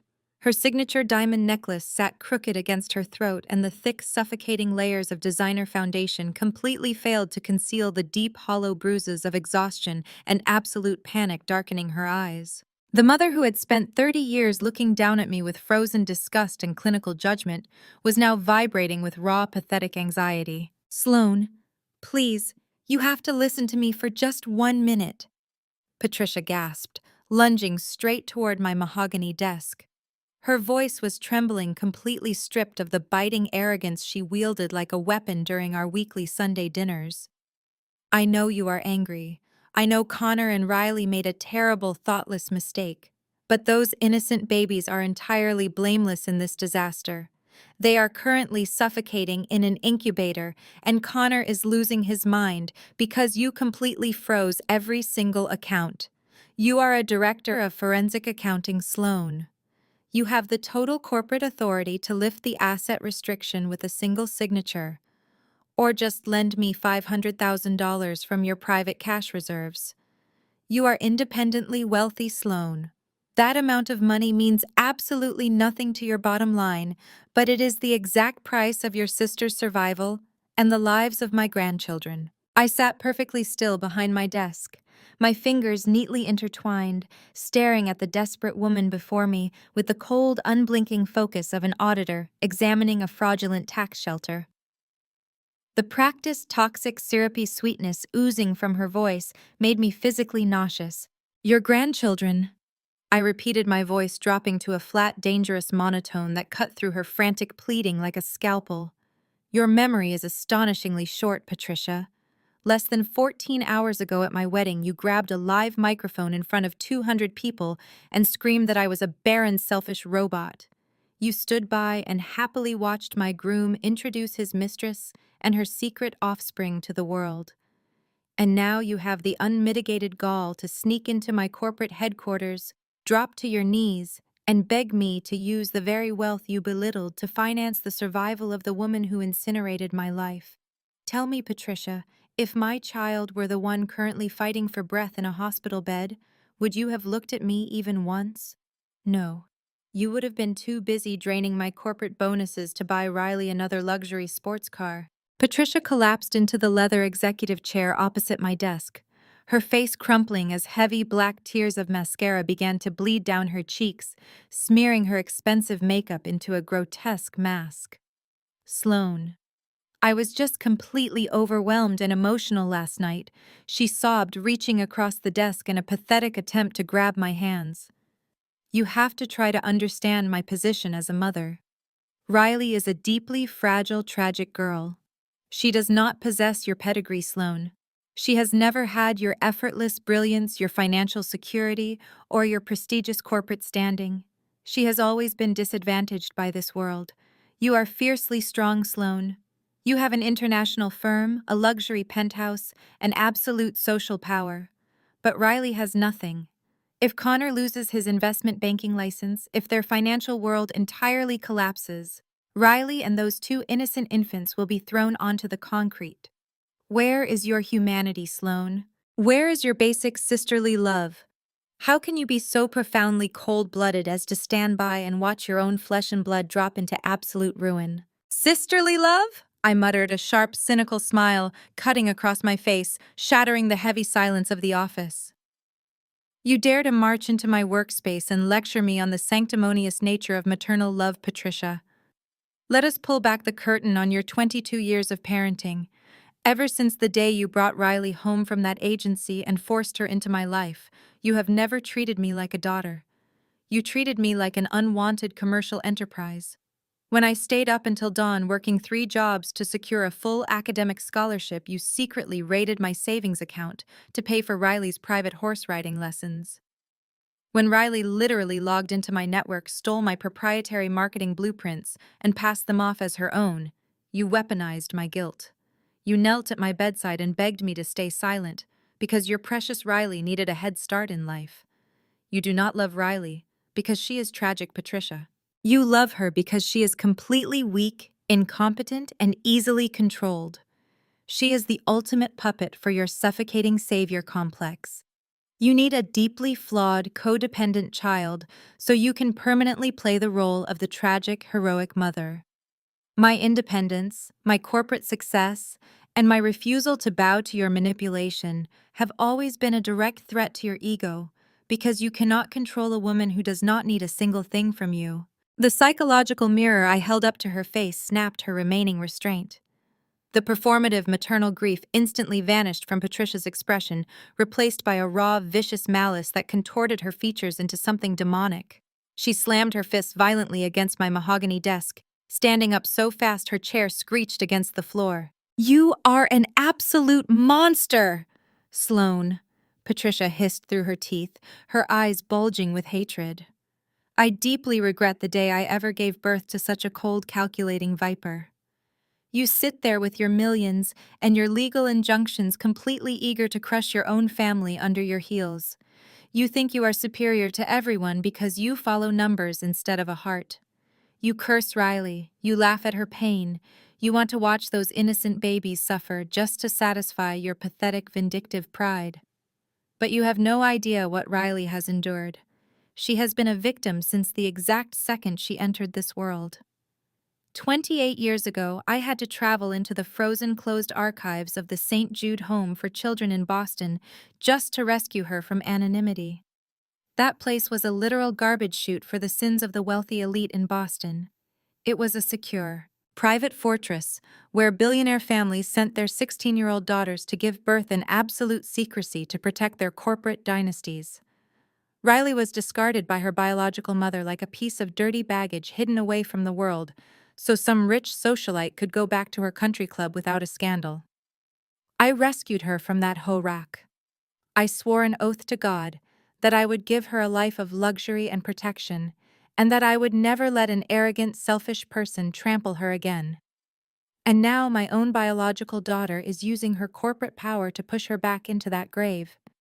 You think you have won, Sloane. You can keep your penthouse and your frozen bank accounts. But you will die completely alone in this office, and not a single soul will ever shed a tear for a barren, soulless accountant like you. Từng lời nguyền rủa độc địa của bà ta bay ra ngoài không gian, giống như những dòng dữ liệu mã hóa rơi vào đúng vị trí của chúng trên một sơ đồ kiểm toán tài chính. St. Jude Home for Children in Boston. A secret teenage pregnancy from the ultra-wealthy elite 28 years ago. The forensic matrix in my mind instantly clicked shut. Connor's mother Beatrice was from an old money Boston dynasty. The encrypted ledger Jonathan and Jamal had pulled earlier showed that a blind corporate trust under Beatrice's family lawyer had wired exactly $250,000 to that identical St. Jude facility during the exact week of April 28 years ago. I slowly stood up, smoothing down the sharp, immaculate lapels of my charcoal vest. The anger Patricia was trying to provoke was completely absent from my expression. I only looked at her with an absolute crushing pity. "Do you realize what you just said, Patricia?" I asked, my voice terrifyingly calm, resonant and heavy, with a truth that instantly made her freeze. The St. Jude home in Boston, the birth from the billionaire family 28 years ago. Tell me, do you have any idea where Connor's mother Beatrice grew up? She is the legacy of the oldest financial dynasty in Boston. Do you know what my forensic software found inside the Heritage Trust ledger this morning? A blind asset transfer of $250,000 made directly to the corporate bank account of St. Jude exactly 7 days before you signed Riley's adoption papers. Patricia's breath caught violently in her throat. She stepped back, her fingers clutching the leather diaper bag so hard the plastic seams began to crack. "What are you talking about? That is a complete lie. What does a wealthy family in Boston have to do with Beatrice? It has everything to do with the fraudulent, disgusting family facade you have sacrificed my life to maintain," I said, stepping out from behind my desk and closing the distance between us. "Riley, the golden child you spent 22 years coddling and protecting at my expense, is not an anonymous orphan. She is Beatrice's biological, illegitimate daughter. The baby Beatrice paid a fortune to erase 28 years ago. And that means Connor and Riley, the two absolute fools you proudly championed on my wedding altar, are maternal half-brother and sister." Patricia's eyes widened to the size of saucers, the skin on her face turning an unearthly, translucent shade of gray. She shook her head in violent denial, her knees buckling slightly as she leaned against my office wall. "No, no, that is impossible. They are in love. They are partners. They just had twins together. Financial and medical data never lie." "Patricia," I said, picking up my tablet from the desk and forcing the screen directly into her face. "Look at the software logs. Look at the autosomal recessive mutation report from Manhattan General. The doctors told Connor the babies are dying because their parents share close consanguinity. They carry the exact same flawed ancestral gene. Your blind, toxic favoritism did not save Riley. It drove her straight into a repulsive, incestuous relationship with her own biological brother." Patricia stared at the screen, her chest heaving as a silent, suffocating horror completely choked the breath out of her lungs. The reality of her 22-year savior complex ending in a genetic crime scene completely shattered her mind. She could not scream. She could not curse. She could only emit a weak, pathetic wheeze of absolute terror. I walked past her, reached for my office door, and threw it completely open, exposing her unraveled state to the entire corporate floor. "Now take your diaper bag and get out of my sight, Patricia," I commanded, my voice slicing through her panic like steel. "I have zero legal or moral obligation to finance a family of incestuous fraudsters. Prepare yourself, because tomorrow morning Jamal and I are presenting these identical asset trails and genetic certificates directly to the board of directors of Connor's investment firm and the trustees of the family foundation. Your perfect little golden family is about to become a national public scandal. Patricia stepped forward, clutching her bags like a broken street wanderer, utterly stripped of her dignity as she fled down my hallway under the frozen stares of my administrative staff. I slammed the heavy office door shut, cutting off her toxic energy permanently. The audit was complete. The trap was sprung. And the upcoming christening event at the Hamptons was about to become the absolute burial ground for their entire empire of lies. The sprawling oceanfront estate in the Hamptons was a monument to old money and generational arrogance. Despite Connor facing imminent federal indictment and complete financial starvation, he and Riley had successfully manipulated his mother Beatrice into throwing a lavish christening and welcome home party. The audacity required to host a six-figure social event while secretly drowning in $2 million of stolen corporate debt was a psychological case study in upper-class delusion. They had somehow convinced the hospital to grant a temporary, highly monitored medical discharge for the twins, likely paying exorbitant private nursing fees on Beatrice's dime just to parade the infants in front of New York's elite. I stepped out of Jamal's sleek black sedan, the crisp ocean breeze immediately whipping at the hem of my tailored emerald green coat. Jamal walked beside me, adjusting his immaculate designer suit. He looked like the apex predator of the corporate legal world. Walking 2 paces behind us were 3 men and 1 woman, dressed in sharp, unassuming cocktail attire. They were not friends or legal assistants. They were undercover federal agents from the Financial Crimes Division of the Police Department and the Securities and Exchange Commission. Jamal had spent the last 48 hours leveraging his formidable legal network to coordinate this exact strike. We were not here to eat caviar. We were here to execute a corporate raid disguised as a Sunday brunch. We walked past the towering manicured hedges and entered the grand courtyard of Beatrice's estate. The sheer financial hemorrhage on display was staggering. A string quartet played on the pristine lawn, white-gloved waiters circulated with silver trays of imported champagne, and massive floral arrangements of white lilies and orchids decorated every marble surface. It was a suffocating manufactured atmosphere designed entirely to project invincibility. Beatrice was holding court on the sprawling back patio surrounded by wealthy socialites and bored hedge fund managers. She wore a pristine ivory dress clutching a crystal champagne flute as she looked down her nose at the world. I watched as Riley approached her wearing a designer gown that was clearly purchased using Beatrice's credit card. Riley attempted to link her arm through her new mother-in-law's arm, flashing a desperate camera-ready smile. Beatrice physically stiffened subtly, but unmistakably, pulling her arm away. Even from a distance, I could read the absolute disdain radiating from the older woman. Beatrice despised Riley. She despised her lack of pedigree, her cheap, opportunistic behavior, and her completely unremarkable background. In Beatrice's eyes, Riley was nothing more than a common street rat who had somehow managed to infiltrate her bloodline. But Beatrice tolerated the presence of this unwanted peasant for one singular reason: the twins, the male heirs. In the twisted patriarchal hierarchy of old money dynasties, securing the family name with male descendants was the ultimate currency.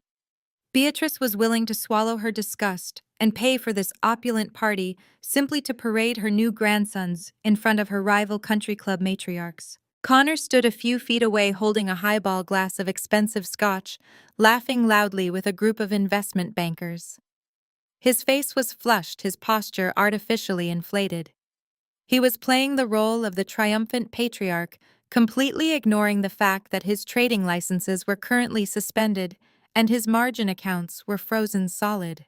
He was putting on the performance of a lifetime, desperately trying to project wealth to keep the rumors of his insolvency at bay. He thought if he just smiled wide enough and poured enough vintage champagne, the federal regulators would somehow forget the $2 million he had embezzled from his clients. Jamal leaned down, his voice a low, rumbling whisper near my ear. The perimeter is secured. The federal agents are currently mingling near the catering tents and the main exits. The Financial Crimes Unit has already validated the arrest warrants based on the offshore data dumps we provided yesterday. They are just waiting for my signal to move in. I nodded, my eyes locked on the grotesque family portrait playing out on the patio. Keep them on standby, Jamal. I want to look them in the eyes when the entire facade collapses. I want them to feel the exact moment their privilege evaporates. We moved seamlessly into the crowd, our presence initially masked by the sheer volume of attendees. I grabbed a glass of sparkling water from a passing waiter, my forensic mind instantly calculating the cost of the event. The catering alone was easily $50,000. The floral arrangements were at least $20,000. It was fascinating how people drowning in debt would eagerly buy a heavier anchor just to ensure they looked wealthy while sinking to the bottom. I watched Riley lean over a heavily decorated antique bassinet, cooing loudly for the benefit of the surrounding guests. She was playing the devoted mother, completely ignoring the fact that her children were only stabilized by emergency medications that Connor could no longer afford. She caught sight of me standing at the edge of the patio. Her fake radiant smile instantly shattered. Her face drained of color, and she frantically tapped Connor's shoulder, pointing a trembling finger in my direction. Connor turned his scotch glass, stopping halfway to his mouth. His eyes widened in absolute terror. He knew I had zero reason to be at this christening, unless I was bringing the executioner's axe.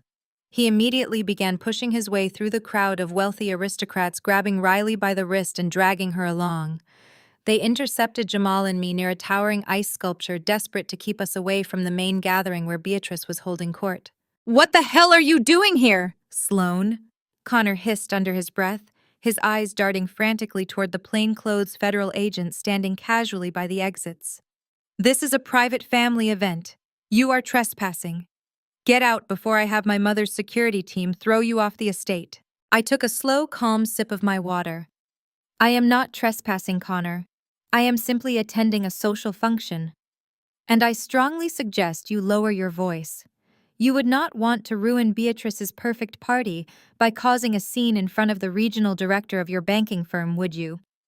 I pointed discreetly toward a distinguished older man chatting with Beatrice near the garden.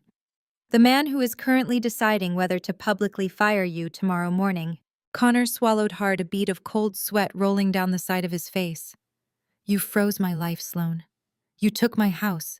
You took my accounts. What more do you possibly want from me? We are trying to celebrate my children." Riley stepped forward, trying to muster a threatening glare, though her hands were visibly shaking. "You are just a bitter, jealous woman," she whispered fiercely.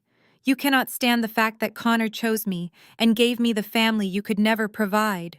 You are trying to ruin our christening because you are empty inside." I looked at her, a profound, icy calm settling over my features. The absolute irony of her words was almost poetic. She thought she had stolen a prize. She had no idea she was sleeping with her own brother. She had no idea that the wealthy, arrogant matriarch glaring at her from across the lawn was actually her biological mother. "I am not here because I am bitter, Riley," I replied softly, my gaze cutting through her like a forensic audit tearing through a forged tax return. "I am here because you and Connor built an entire empire on stolen money and genetic lies. And unfortunately for both of you, the bill is officially due." The phone on my desk had barely stopped echoing with Connor's roars before it started vibrating violently again. Connor refused to give up. He called back frantically, the ringing so relentless it threatened to shatter the quiet of my office. I was in no rush to answer. I casually pressed the record button on the mainframe once more, letting his panic stretch out for another 10 seconds. When I finally lifted the receiver to my ear, Connor's scream blasted through the speaker like a cornered animal. "Sloane, how dare you hang up on me?" Connor roared, his breathing through the receiver thick with fear mixed with rage. "Are you even human? The newborn twins are in the neonatal intensive care unit at Manhattan Hospital. They are on ventilators, and you are sitting there freezing every single penny I own. Do you know what the doctors just said? They have a rare genetic blood disorder, a genetic mutation rarely seen in normal newborns. The doctors said they need an immediate plasma exchange and a stem cell transplant from someone with an exact genetic blood match, or they will not survive the week." I leaned back in my chair, my eyes still glued to the financial charts running across my computer screen. My voice came out ice cold, completely immune to his hysteria. "Connor, you are an investment banker, but your risk management skills are absolutely pathetic. You cheat, you commit financial fraud, you bring your mistress to my wedding altar, and now you call me to cry about the hospital bills for 2 children who are not mine. You need a genetic match. Why do you not tell their wonderful mother Riley to go get tested? Or is she too busy filming herself crying for TikTok to profit off public sympathy? Shut your mouth! Connor yelled. The loud clatter of a kicked trash can echoed through the phone, proving he was pacing frantically on the street outside the hospital. Riley did the test last night, but the results were completely useless. I even forced Patricia, her adoptive mother, into the marrow testing room. But they are all useless. Riley is adopted. How could Patricia's genetics possibly match hers to save the babies? But the sickest part is the doctors at this damn hospital. They handed me a genetic mapping analysis of an autosomal recessive mutation, and then they looked at me like I was some kind of monster. They said this faulty genetic combination in the twins only occurs when the mother and father share a direct bloodline or extremely close consanguinity. Those idiots dared to imply that Riley and I are biological siblings. It is an insane insult. Riley and I have been in love for a year. She is your adopted stepsister, picked up from some private orphanage in Boston 28 years ago. How could she and I possibly share the same blood? This hospital must be trying to frame me for extortion, or Riley is hiding some disgusting secret about her origins. I need $500,000 to transfer them to a private medical center in Europe where they do not run these ridiculous tests. You have to give me the money, Sloane. Every word Connor screamed flew out of the receiver like dancing numbers in the mind of a forensic accountant. I instinctively sat up straight. Every analytical nerve in my brain immediately kicked into maximum overdrive. Genetic logic never lies, just like a perfectly balanced accounting ledger. If the twins' genetic map indicated a mutation caused by inbreeding, and Riley was the child Patricia adopted from Boston 28 years ago, there was a massive gap. A monumental anomaly in the timeline and family history that no one had ever audited. Connor kept rambling and cursing into the phone, his voice shifting from angry to trembling. Patricia is tearing apart that cheap hotel room trying to find the old adoption papers. She said Riley's biological mother was a high school girl from the ultra-wealthy elite in Boston who hid her pregnancy from her family and gave birth in secret at age 16. Sloane, are you listening to me? I need the money. You have audit control over all the investment funds. You just need to sign a release order for one of my secondary accounts.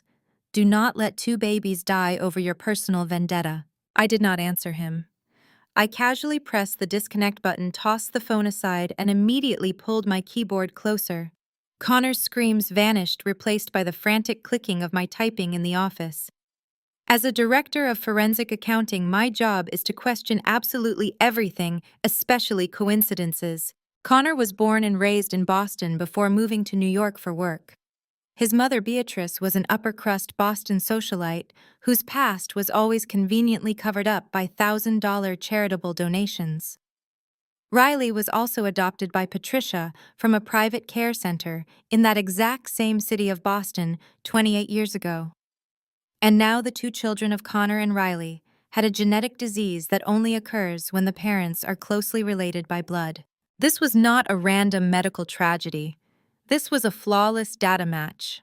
I immediately picked up the phone and dialed an underground contact in the Massachusetts Legal Archives sector, an old friend who specialized in investigating assets and background checks for prominent families. Jonathan, I need you to check a closed adoption file from 28 years ago. I said, my voice fast and sharp as a razor, completely bypassing any social pleasantries. The St. Jude Private Care Center in Boston. The child is named Riley, adopted by Patricia in April of 1998. I need the unedited original birth certificate and any anonymous financial records accompanying that adoption. Sloane private care records from the 90s in Boston are high-level classified.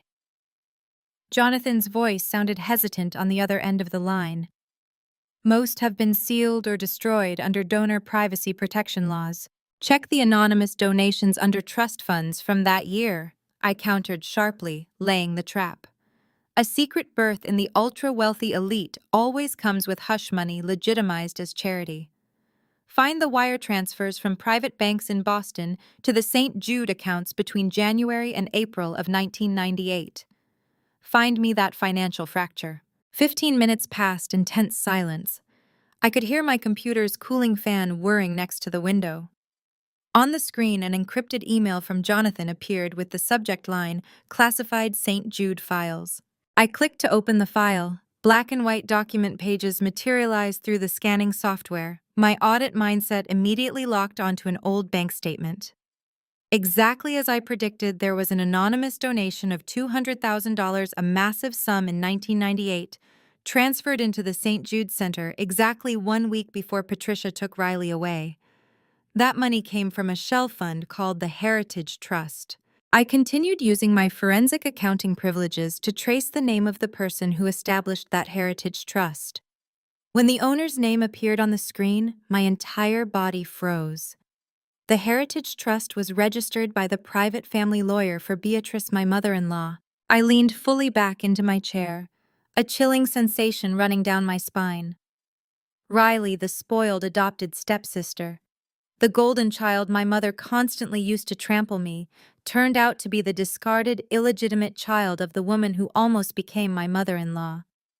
That meant Connor and Riley, the two people who stood on the altar proudly boasting about their love and their twins to humiliate me, were actually half-brother and sister. Connor's slip of the tongue about the inbreeding recessive gene test results at the hospital was not a machine error.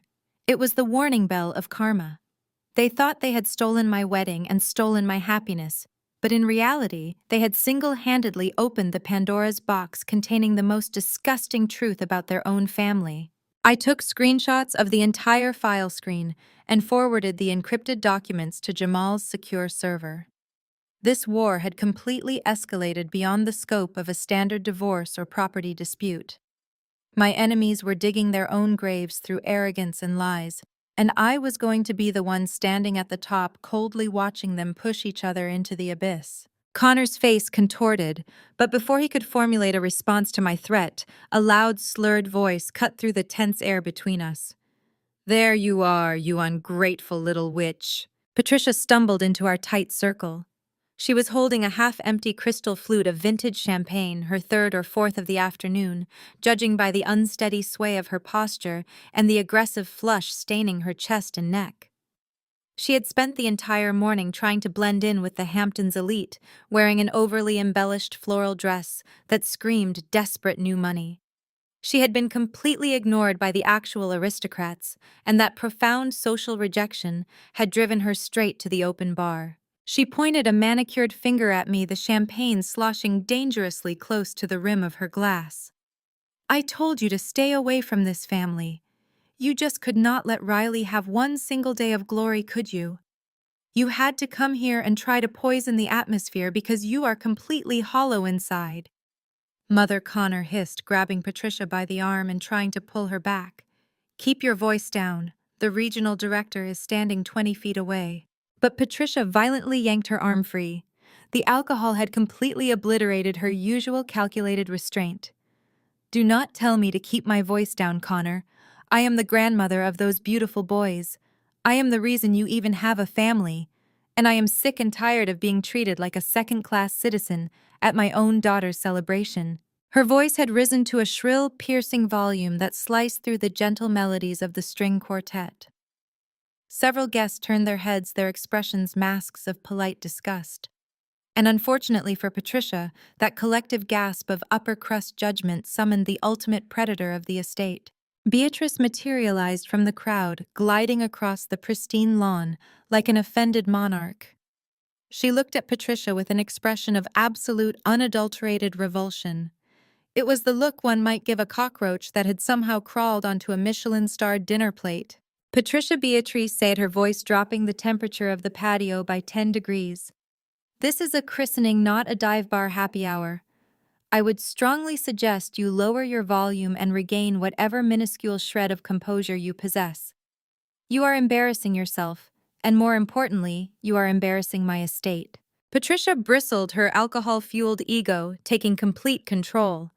"Excuse me, I am the maternal grandmother. I have every right to celebrate my daughter and my grandsons. You have been looking down your perfectly sculpted nose at us all afternoon, Beatrice. You act like we are trash just because we do not have a summer house in the Hamptons. Beatrice let out a delicate, razor-sharp sigh. I do not care about your real estate portfolio, Patricia. I care about breeding decorum and basic social grace. Three things you and your adopted baggage fundamentally lack.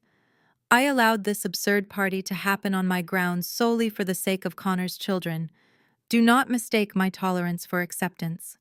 Riley is a common opportunistic social climber, and you are a loud, unrefined woman who clearly cannot handle premium champagne. Now contain yourself, or I will have my security team escort you to a taxi. Riley gasped, shrinking behind Connor. Beatrice, how can you say that to my mother? I can say it because it is the absolute truth. Beatrice snapped, her glacial eyes locking onto Riley. You infiltrated my family, manipulated my son, and brought this loud, classless spectacle to my home. You have no pedigree. You have no ancestral standing. You are a biological nobody, pulled from the generic foster system, and I will never let you forget that you are entirely beneath the standards of this dynasty. The sheer brutality of Beatrice's elitist venom would have made a sober woman crumble. But Patricia was not sober, and she was fiercely, insanely defensive of her golden child. The insult to Riley's pedigree hit Patricia right in her deepest insecurity. She had spent her entire life desperately trying to claw her way into high society, and she absolutely refused to let this arrogant Boston matriarch dismiss her ultimate prize. A biological nobody, Patricia shrieked, taking a belligerent step toward Beatrice. You think you are so vastly superior because of your old Boston money, Beatrice. You think your bloodline is so perfectly pure. Well, let me tell you something about Riley's pedigree. She is not some common street trash. She has more aristocratic blood in her veins than half the pretentious snobs drinking my son-in-law's champagne on this patio. Beatrice let out a dry, mocking laugh. Please, Patricia, spare me the fictional origin story. The girl is a random ward of the state. You adopted her because you needed a pet project to satisfy your savior complex. She was not a ward of the state, Patricia roared, her face twisting into a mask of ugly, vindictive triumph. I did not find her in some generic public foster home. I adopted Riley through a highly exclusive, strictly confidential arrangement. 28 years ago, I drove straight into the heart of the wealthiest district in Boston to secure her. The St. Jude Home for Children. A completely private, ironclad fortress, designed specifically for the elite. I stood perfectly still next to Jamal watching the scene unfold, with the clinical detachment of an auditor watching a fraudulent company willingly submit a fake tax return to a federal judge. Patricia was doing exactly what I needed her to do. In her desperate, drunken need to prove Riley's worth to the woman who was currently financing their entire lifestyle, Patricia was ripping the lid off the locked vault of the past. Beatrice's mocking smile faltered for a fraction of a second at the mention of the city and the specific agency. The glass of champagne in her hand remained steady, but her knuckles turned visibly white. St. Jude, Beatrice repeated, her voice losing a tiny measure of its previous aristocratic boredom. A known religious charity.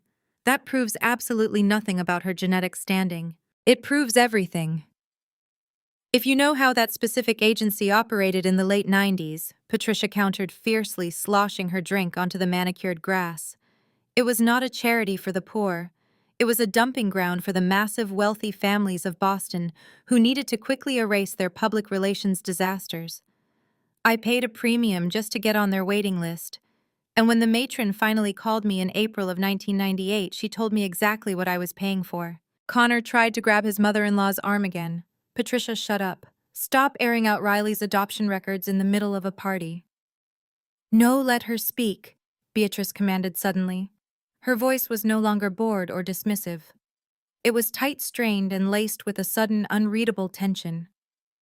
Let us hear the grand fairy tale of Riley's supposedly noble blood. Patricia yanked her arm away from Connor, completely intoxicated by the power of her secret knowledge. It is not a fairy tale. The matron told me Riley's biological mother was a 16-year-old girl from one of the oldest, richest banking families in Massachusetts. A pristine, untouchable, aristocratic family. The girl got pregnant out of wedlock, and her parents panicked. They pulled her out of her elite private high school, sent her away to hide the pregnancy, and forced her to drop the baby off at St. Jude the exact second it was born. They paid the agency hundreds of thousands of dollars in anonymous corporate trust donations just to seal the birth certificate and wipe the child off the face of the earth so the mother could go back to her country club life and pretend she never had a bastard daughter. Riley was staring at Patricia with wide, shocked eyes. "Mom, you never told me all these details. You just told me my birth mother was young, because I was protecting you from the reality of how coldly you were thrown away," Patricia said to Riley before turning her venomous glare back to Beatrice. "But I will not stand here and let this arrogant woman treat you like garbage. Your biological family was swimming in millions, Beatrice. Riley comes from a bloodline just as old, just as wealthy, and just as deeply entrenched in Boston high society as yours. The only difference is her family was composed of heartless cowards who threw her in the trash to save their reputation. But biologically, she is every bit your equal." The string quartet in the background seemed to fade away. The polite chatter of the wealthy guests mingling near the buffet tents became a distant, muffled hum. The air on the patio grew suffocatingly thick. I glanced at Jamal. He did not move a muscle, but his eyes were sharp and focused, silently witnessing the absolute masterpiece of self-destruction happening right in front of us. Every single data point was being spoken aloud: the location, the year, the specific private agency, the exact age of the wealthy teenage mother, the massive financial payoff to seal the records. The puzzle pieces were not just aligning, they were being forcefully hammered together by the very woman who thought she was winning the argument. I shifted my gaze to Beatrice. The arrogant, untouchable matriarch was completely rigid. The color had drained from her face, leaving her normally vibrant complexion a sickening chalky gray. The pristine ivory dress she wore suddenly looked less like a symbol of wealth and more like a shroud. She was staring at Patricia, her chest rising and falling in shallow, erratic breaths. Patricia, entirely oblivious to the catastrophic psychological collapse happening right in front of her, took another arrogant sip of her champagne. "So do not ever speak down to my daughter again, Beatrice. Riley gave your son the heirs he desperately wanted, and she brought premium upper-class Boston genetics right back into your family line.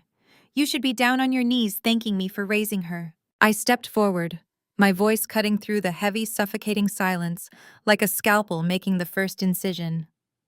"Premium Boston genetics." I repeated, my tone perfectly analytical. "It is absolutely fascinating how genetic traits carry over through the decades. The physical markers, the blood types, the congenital anomalies. They always leave a trail, do they not, Beatrice?" Beatrice slowly turned her head to look at me. Her glacial eyes were wide, panicked, and searching. She was a highly intelligent woman. She was doing the exact same mental math I had done hours ago in my office. The timeline, the specific Catholic agency in Boston, the 16-year-old girl, and the terrifying, unexplainable genetic blood disorder currently ravaging her newborn grandsons. The invisible walls of her pristine, perfectly curated world were beginning to buckle under the weight of an impossible, horrifying truth. And she was standing right on the precipice, staring directly into the abyss. Beatrice's fingers tightened around the stem of her crystal champagne flute with such violent force I genuinely expected the delicate glass to shatter right then and there. Her knuckles were bone white. She did not blink. She simply stared at Patricia, her chest rising and falling in sharp, jagged rhythms. The aristocrat was desperately trying to process a mathematical equation of human biology that her brain vehemently refused to accept. The genetic disorder, the exact age, the specific private Catholic agency in Boston, the massive anonymous financial payout her own family lawyers had orchestrated 28 years ago. The data points were all there, hovering in the air like a localized storm cloud, but she needed absolute physical proof before she completely surrendered to the horror. "I want to see the children," Beatrice commanded. Her voice was not a request. It was a hollow, breathless demand that sounded as if it had been scraped from the bottom of her throat. "Take me to the nursery, right now." Patricia let out a loud, triumphant laugh, completely misinterpreting the sheer terror in Beatrice's eyes as a sudden, overwhelming maternal surrender. Patricia turned to Riley, her face beaming with toxic, drunken pride. "You see that, Riley? She wants to see her grandsons. She finally realizes the absolute value of the bloodline you brought back into this family. Go on, darling. Take your mother-in-law upstairs and show her the beautiful boys you gave her son." Riley's face lit up with greedy, opportunistic joy. She thought she had won. She thought Patricia's aggressive, drunken rant about her elite Boston origins had actually worked, that it had somehow validated her existence in the eyes of this billionaire matriarch. Riley eagerly gestured toward the grand French doors leading back into the sprawling estate. "Of course, Beatrice. I set up a private suite for them on the second floor, away from the noise of the string quartet. Connor, come with us. Let us show your mother our perfect little family."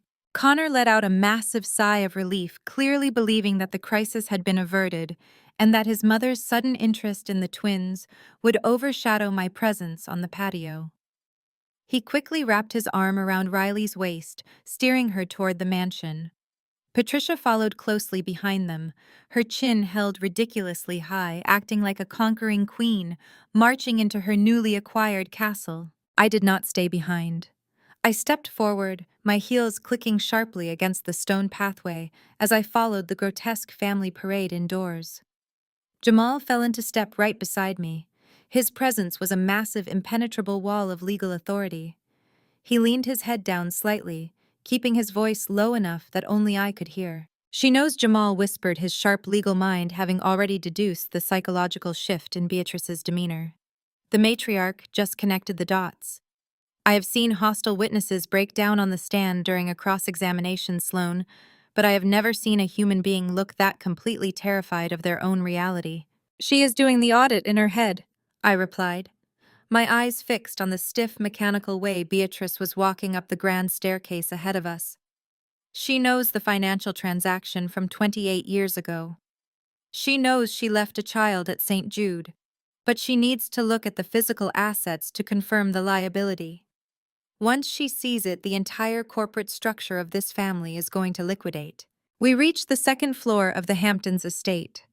The hallway was lined with priceless antique portraits of Connor's ancestors, generations of wealthy Boston and New York elites staring down from their gilded frames. It was a visual monument to pure, untainted bloodlines, which made the impending revelation infinitely more poetic. Riley pushed open the heavy oak double doors leading into the guest suite that had been converted into a makeshift nursery. The contrast inside the room was deeply unsettling. The space was decorated with lavish imported Italian cribs, silk curtains, and plush designer rugs. However, the opulent decor was violently interrupted by the cold, clinical reality of advanced medical equipment. 2 portable pediatric heart monitors beeped softly in the background. An emergency oxygen tank sat in the corner, and a private, highly paid neonatal nurse was standing near the window, quietly recording vital signs on a medical chart. Connor and Riley had clearly drained whatever remaining credit limits they possessed to create this ridiculous facade of a healthy, wealthy nursery. "You can take a break," Connor told the private nurse, waving his hand dismissively. "We want some private family time with my mother." The nurse looked hesitant, glancing at the medical monitors, but eventually nodded and slipped out of the room, closing the heavy oak doors behind her. Jamal and I stood quietly inside the room, leaning against the far wall, our presence serving as an inescapable reminder that this was not a happy family gathering. This was an active crime scene, and we were the lead investigators. Riley walked over to the closest bassinet. She reached down and carefully lifted one of the infant boys into her arms. The baby looked incredibly fragile, his skin carrying a faint, unhealthy pallor that confirmed the severity of the rare genetic blood disorder Connor had screamed about on the phone. Riley bounced the child lightly on her hip, carrying him over to where Beatrice was standing perfectly still in the center of the Persian rug. "Look at him, Beatrice," Riley cooed, her voice dripping with artificial sweetness. "He has Connor's eyes, do you not think? The doctors have been so annoying with all their constant testing and their ridiculous questions about our family medical history. They keep trying to tell us that this blood disorder is some kind of major genetic flaw. They actually had the nerve to ask if Connor and I shared any distant relatives because of some rare recessive mutation. I told them they were completely insane. We do not share any blood at all. But you know how dramatic hospital staff can be when they want to run up a massive medical bill? Connor nervously adjusted his tie, trying to play the role of the confident patriarch. Riley is right, Mother. The doctors are just overreacting. We are going to transfer the boys to a private clinic in Switzerland by the end of the month. They will get top-tier plasma treatments, and they will be perfectly fine. We just need to tap into the family trust to cover the international transport. Beatrice did not respond to Connor. She did not even look at him. Her glacial, terrified eyes were entirely locked onto the fragile infant in Riley's arms. The champagne flute in Beatrice's hand was trembling so violently that the pale golden liquid was spilling over the crystal rim, dripping onto the pristine white fabric of her designer dress. She did not notice or care. Her breathing was harsh, erratic, and shallow. "Let me see him," Beatrice commanded, her voice sounding like dry, cracking ice. "Put him down on the changing table. Turn him over." Riley looked confused by the strange clinical demand, but she was entirely desperate to win Beatrice's approval. She quickly obliged, carrying the infant over to a lavishly upholstered changing station near the window. "Of course," Riley chirped happily. "He actually needs a fresh outfit anyway. I bought these adorable little designer onesies just for the party today." Riley laid the baby face down on the changing pad and began to unbutton the back of the infant's soft linen shirt. "You know it is funny," Riley babbled, completely unaware of the radioactive bomb she was currently playing with. "Patricia always told me I was so unique because of my birthmark. She said it was an angel's kiss that proved I was meant to be her special golden child. And would you believe it, both of the boys inherited the exact same mark. The geneticist at the hospital was fascinated by it. He said dominant physical traits like this, clustering with rare recessive blood disorders, are a textbook indicator of deep genetic mirroring." I watched Beatrice take a slow, agonizing step toward the changing table. The temperature in the room plummeted. The soft, rhythmic beeping of the pediatric heart monitors felt like a countdown clock ticking down to absolute zero. Riley pulled the linen shirt down, exposing the back of the infant's fragile neck. Right at the base of the hairline, resting pale against the baby's skin, was a distinct, undeniable birthmark. It was shaped perfectly like a crescent, a small reddish-brown half-moon. Beatrice stopped walking, her entire body locked into a rigid, petrified stance. I observed the exact moment the human psyche fractured under the crushing astronomical weight of undeniable truth. Beatrice was no longer standing in a luxury Hamptons estate. In her mind, she had just been violently transported back 28 years. She was a 16-year-old girl again, locked away in a cold, sterile room at the St. Jude Home for Children in Boston, forced by her wealthy reputation, obsessed parents to give birth in absolute shameful secrecy. She was remembering the exact moment the strict Catholic nuns had taken her newborn daughter away. She was remembering the fleeting 2-minute window she had been allowed to hold her illegitimate child. She was remembering the exact shape, the exact color, and the exact placement of the crescent half-moon birthmark on the back of her discarded baby's neck. And now, 28 years later, she was staring at that identical biological signature on the neck of an infant who was simultaneously her grandson and the product of her own son's reproductive system. The crystal champagne flute slipped from Beatrice's trembling fingers. It hit the hardwood floor just beyond the edge of the Persian rug. The sharp, violent sound of the shattering crystal echoed like a gunshot through the silent nursery. Shards of glass exploded across the floor and the remaining champagne splattered everywhere. Mother Connor yelled, jumping backward as the glass shattered near his expensive leather shoes. "Are you all right? What is wrong with you?" Beatrice did not answer him. She slowly, mechanically raised her head. Her face was a horrifying mask of pure, unadulterated nightmare. The blood had entirely abandoned her features, leaving her skin looking like a freshly prepared corpse. Her eyes were completely wide, the pupils dilated in raw, suffocating terror. She stared directly at Riley. She looked at the shape of Riley's jaw. She looked at the structure of Riley's cheekbones. She looked at the woman Patricia had brought into this house, stripping away the cheap makeup and the desperate social climbing demeanor. Underneath it all, Beatrice was looking into a mirror. She was looking at the living, breathing ghost of her 16-year-old self.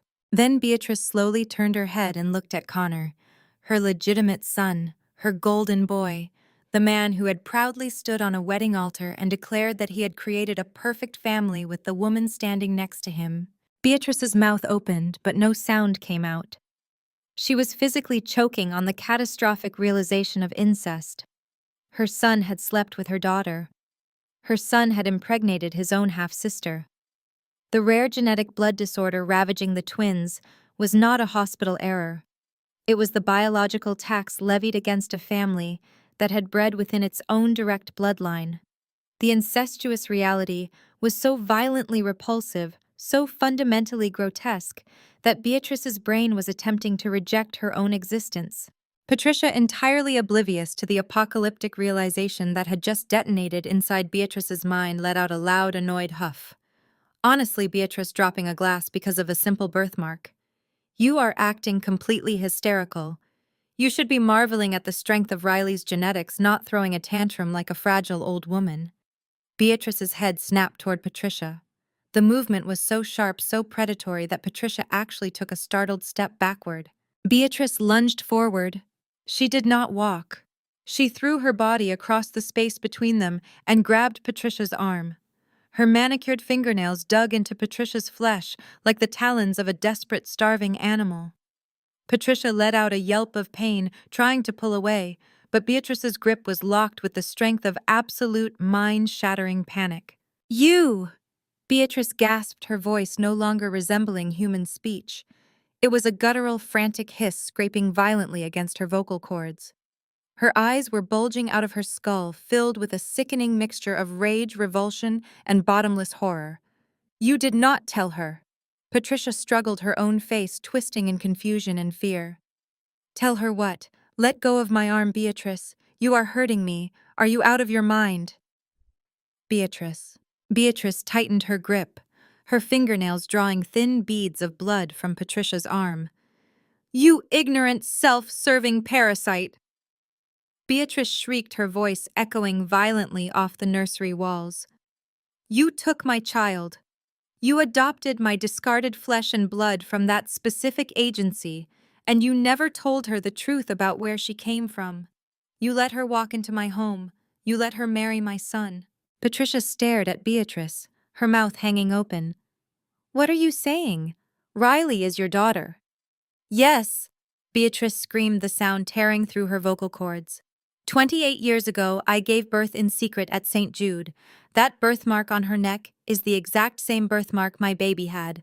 Riley is my biological daughter, and she just had children with my biological son." The words dropped into the center of the room like a live grenade. The silence that followed was so absolute, so suffocatingly dense, that the soft, rhythmic beeping of the infant heart monitors sounded like a deafening siren. Connor stumbled backward. He hit the edge of a mahogany dresser, his expensive scotch spilling down his tailored trousers.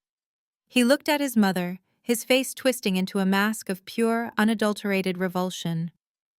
"Mother, tell me you are lying," Connor begged, his voice cracking into a pathetic, high-pitched squeak. "Tell me you are making this up to ruin the party. She cannot be my sister. I slept with her. I lived with her. We made babies together." Beatrice could not answer him. The horrific, incestuous reality was completely shutting down her nervous system. She gasped for air, clutching her chest, and suddenly turned around. She pushed violently past Jamal and me, bursting through the heavy oak doors of the nursery. She needed oxygen. She needed to escape the suffocating walls of the room that held the biological evidence of her family's ultimate sin. Beatrice sprinted blindly down the grand hallway and stumbled out onto the massive, sweeping stone balcony that overlooked the entire estate courtyard. Down below, 200 of New York and Boston's most elite socialites, hedge fund managers, and banking executives were sipping champagne and mingling. Patricia ran after her, completely terrified that her golden child's empire was disintegrating. Connor and Riley followed both of them, moving like zombies, their brains entirely incapable of processing the genetic crime they had committed. Jamal and I walked out last, calmly taking our position at the top of the marble staircase overlooking the massive crowd. Beatrice reached the stone balustrade. She gripped the railing, leaning over the edge, and let out a guttural, agonizing scream that tore through the crisp ocean air. The sound was so raw, so filled with absolute torment, that the string quartet instantly stopped playing. 200 wealthy guests froze in their tracks. Champagne flutes paused halfway to their mouths. Every single eye in the courtyard snapped upward to the balcony. "My son slept with my daughter," Beatrice wailed, her voice projecting across the manicured lawns. She dropped to her knees, tearing at her pristine ivory dress, completely abandoning decades of aristocratic decorum. "He bred with his own sister. My bloodline is cursed." A collective horrifying gasp erupted from the crowd of elite guests. Women covered their mouths in shock. Wealthy investment bankers stepped back, their faces twisting in absolute disgust. The whispers began immediately spreading through the courtyard like wildfire. Incest.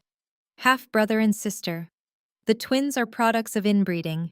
Riley stumbled out onto the balcony, looking down at the hundreds of horrified faces staring up at her. The reality of what she had done, the reality of who she had been sharing a bed with for the past year, finally slammed into her cognitive processing center. She looked at Connor. She looked at the man whose face she had kissed, whose body she had touched, whose children she had carried. He shared her DNA. He shared a mother with her. Riley's stomach violently revolted. She dropped to her hands and knees on the pristine white marble of the balcony. She let out a wretched, choking gag and violently vomited the contents of her stomach all over the expensive stone floor. She retched repeatedly, her body physically trying to purge the disgusting, incestuous reality from her system. She sobbed, crawling away from Connor, wiping her mouth with trembling, filthy hands. "Do not touch me!" Riley screamed as Connor instinctively took a step toward her. "Get away from me! You are my brother! You are my actual brother!"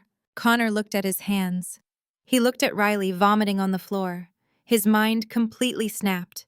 The arrogant, untouchable investment banker who had humiliated me at the altar was reduced to a raving lunatic.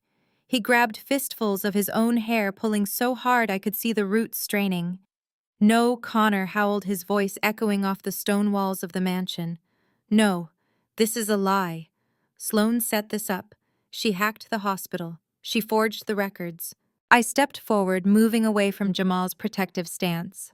I walked right to the edge of the grand staircase, standing above the squirming, vomiting, screaming wreckage of my former family. The 200 guests below watched me in dead silence, waiting for the executioner to drop the blade. I reached inside my tailored coat and pulled out the crisp white folder containing the medical and financial audits. I did not raise my voice. I did not need to. The silence in the courtyard was absolute. I threw the medical evaluation paper directly onto the glass patio table next to where Connor was standing. The paper slid across the smooth surface, stopping right under his nose. "Now, do you understand why your children have a rare blood disease?" I asked, my voice ringing out with terrifying clinical clarity. I looked down at the crowd, ensuring every single Wall Street executive and Boston socialite heard my next words. "You want to blame me for your destroyed life, Connor. You want to blame my forensic software. But no software in the world can fabricate human DNA. You bred with your own half-sister. That paper is the genetic analysis from your own doctors at Manhattan Hospital. That is the consequence of consanguinity.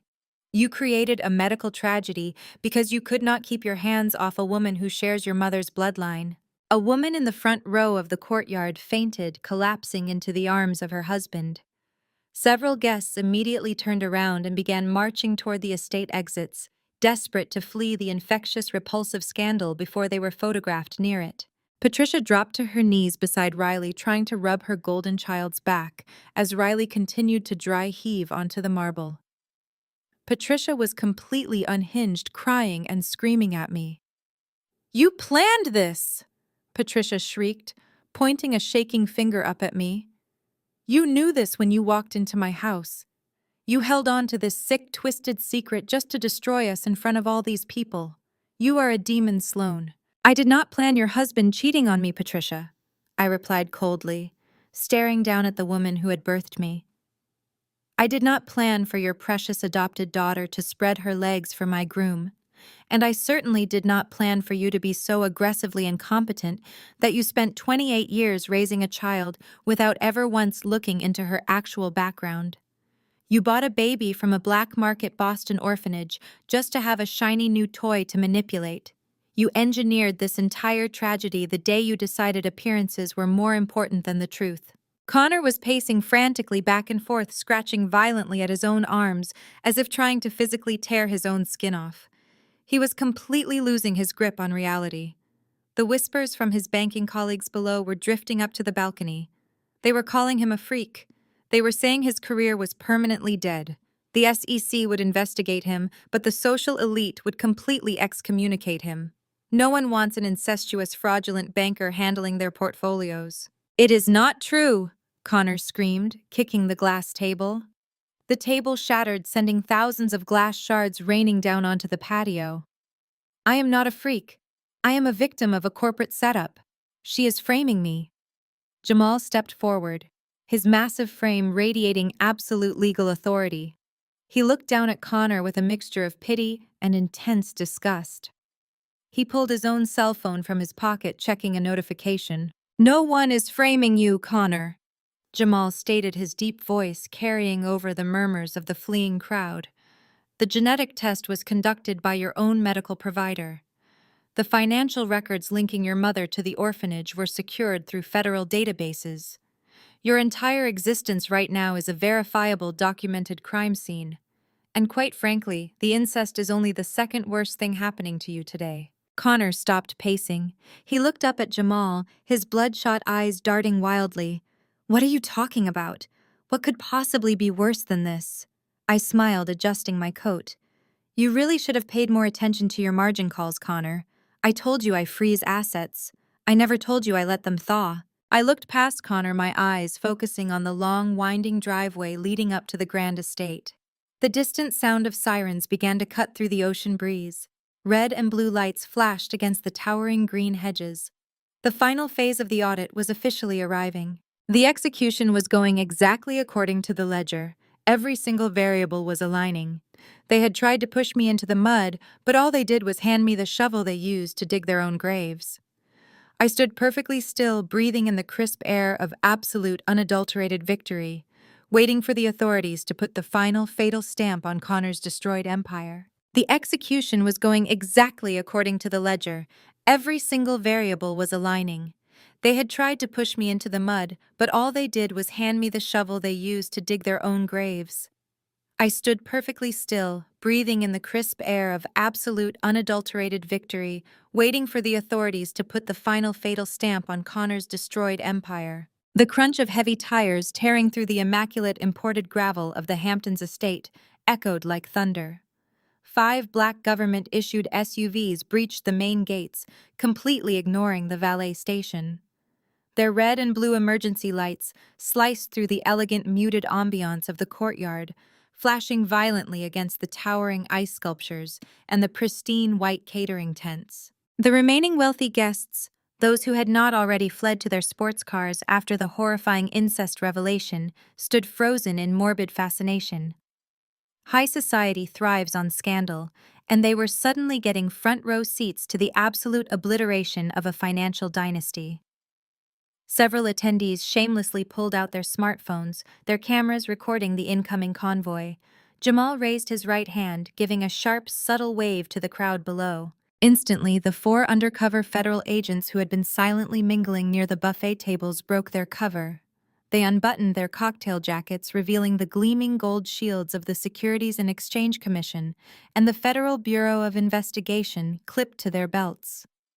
They moved with terrifying, coordinated precision, marching directly up the grand marble staircase toward the balcony where we stood. Connor backed away from the railing, his breath hitching in his throat. He looked at the armed agents ascending the stairs, then turned his wild, bloodshot eyes toward Jamal. "What is this?" Connor stammered, holding his hands up defensively, as if trying to physically ward off his impending doom. Jamal, you cannot let them do this. I am your family. You stopped being my family the second you committed federal fraud to fund an incestuous affair, Jamal replied, his voice a booming, resonant baritone that offered zero mercy.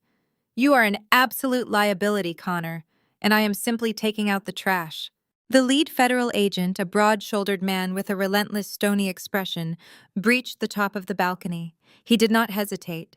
He marched straight toward Connor, pulling a pair of heavy steel handcuffs from the back of his utility belt. Connor the agent barked, his voice projecting across the silent courtyard. You are under arrest for 2 counts of federal wire fraud and 1 count of corporate embezzlement. You have the right to remain silent. Anything you say can and will be used against you in a court of law. No! Connor screamed, his voice cracking into a high-pitched, humiliating squeal. He tried to scramble backward, slipping on the champagne and vomit-slicked marble floor. It is a misunderstanding. It is a corporate routing error. I have the money. I can cover the margin call by Monday. I just need the weekend. You stole $2 million from institutional client escrow accounts to cover your illegal short positions, the agent stated coldly, grabbing Connor forcefully by the shoulder and spinning him around. There is no misunderstanding. We have the encrypted audit logs directly from your compliance department, courtesy of a certified forensic accountant. The agent kicked Connor's legs apart, forcing him to submit to a search before violently twisting his arms behind his back. The sharp mechanical click of the steel handcuffs locking around Connor's wrists echoed across the balcony. It was the sweetest sound I had ever heard. It was the definitive sound of a predator being permanently caged. Connor thrashed against the physical restraint, his custom-tailored suit jacket tearing at the shoulder seam. Mother, he wailed, looking frantically toward Beatrice. Mother, call the legal team. Buy them off. Liquidate the trust fund and pay the fines. Do not let them put me in the back of a police car. But Beatrice was entirely incapable of saving him. The aristocratic matriarch was already completely shattered by the catastrophic biological revelation that her son had bred with her discarded daughter. Watching her golden boy, the heir to her prestigious Boston lineage, get handcuffed like a common street criminal for federal fraud was the final devastating blow to her fragile psyche. Beatrice stared at Connor's handcuffed wrists, her eyes vacant and unblinking. The crushing weight of the scandal, the absolute destruction of her family name, and the terrifying reality of the genetic crime committed under her roof caused her central nervous system to completely shut down. She let out a soft, wheezing gasp, her eyes rolling back into her skull. Beatrice collapsed backward, her body hitting the stone floor in a dead faint. The private neonatal nurse rushed out of the nursery, shouting for someone to call for an ambulance as she dropped to her knees to check Beatrice's pulse. The proud, arrogant queen of the Hamptons was reduced to an unconscious broken heap on her own patio. Patricia, who had been kneeling next to Riley, slowly stood up. Her hands were shaking uncontrollably, her eyes wide with a frantic, unhinged madness. She looked at Beatrice lying comatose on the floor. She looked at Connor sobbing as the federal agents dragged him toward the staircase. And then Patricia looked down at Riley. The golden child. The fragile, tragic girl Patricia had sacrificed her own biological daughter to protect. Riley was still crouched on the floor, weeping hysterically. Her designer dress ruined her reputation, entirely obliterated, and the father of her children being hauled off to federal prison. Patricia suddenly grabbed handfuls of her own hair, letting out a piercing, psychotic shriek that made the federal agents briefly pause. "You ruined me!" Patricia screamed, pointing a trembling accusatory finger directly at Riley's face. "I gave you everything.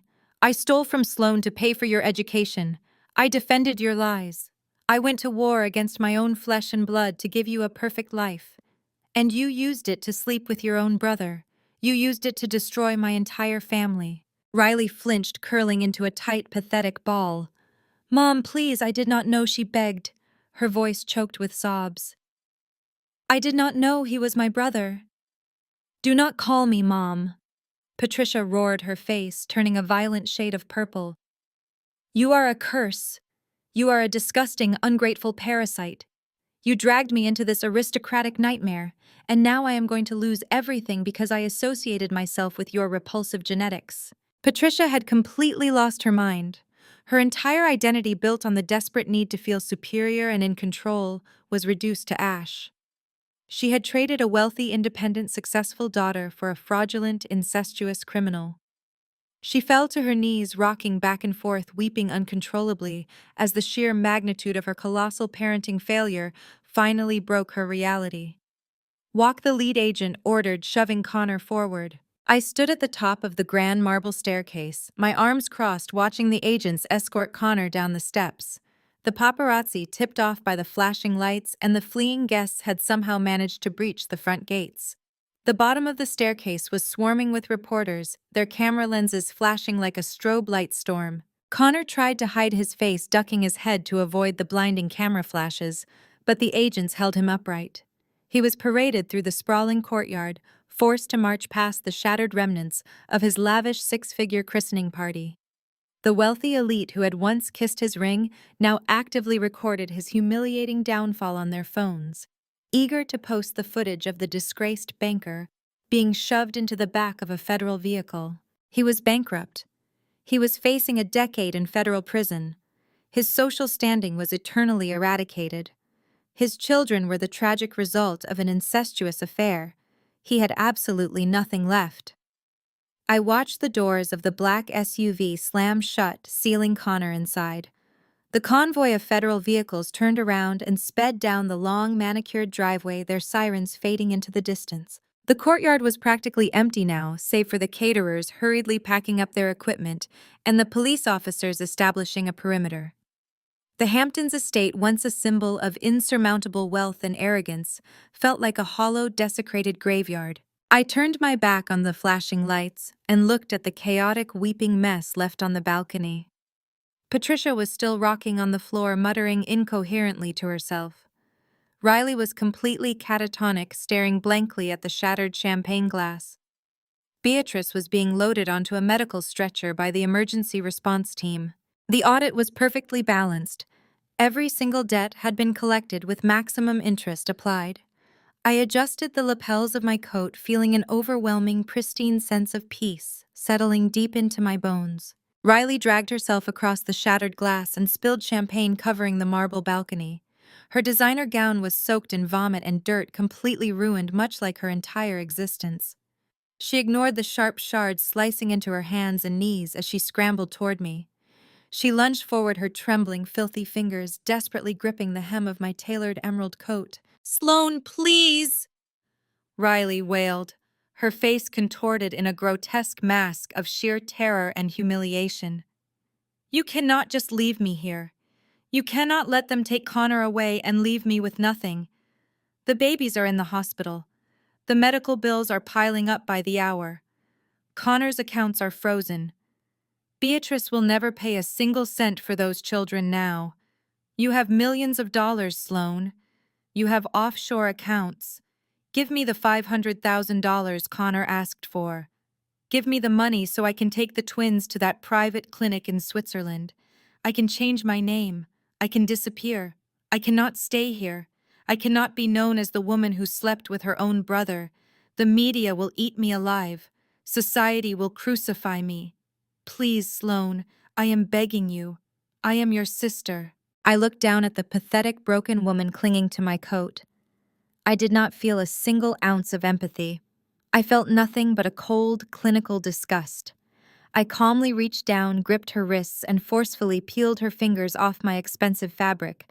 I let her hands drop back onto the cold stone floor. "You are not my sister, Riley," I stated, my voice echoing with absolute unyielding finality.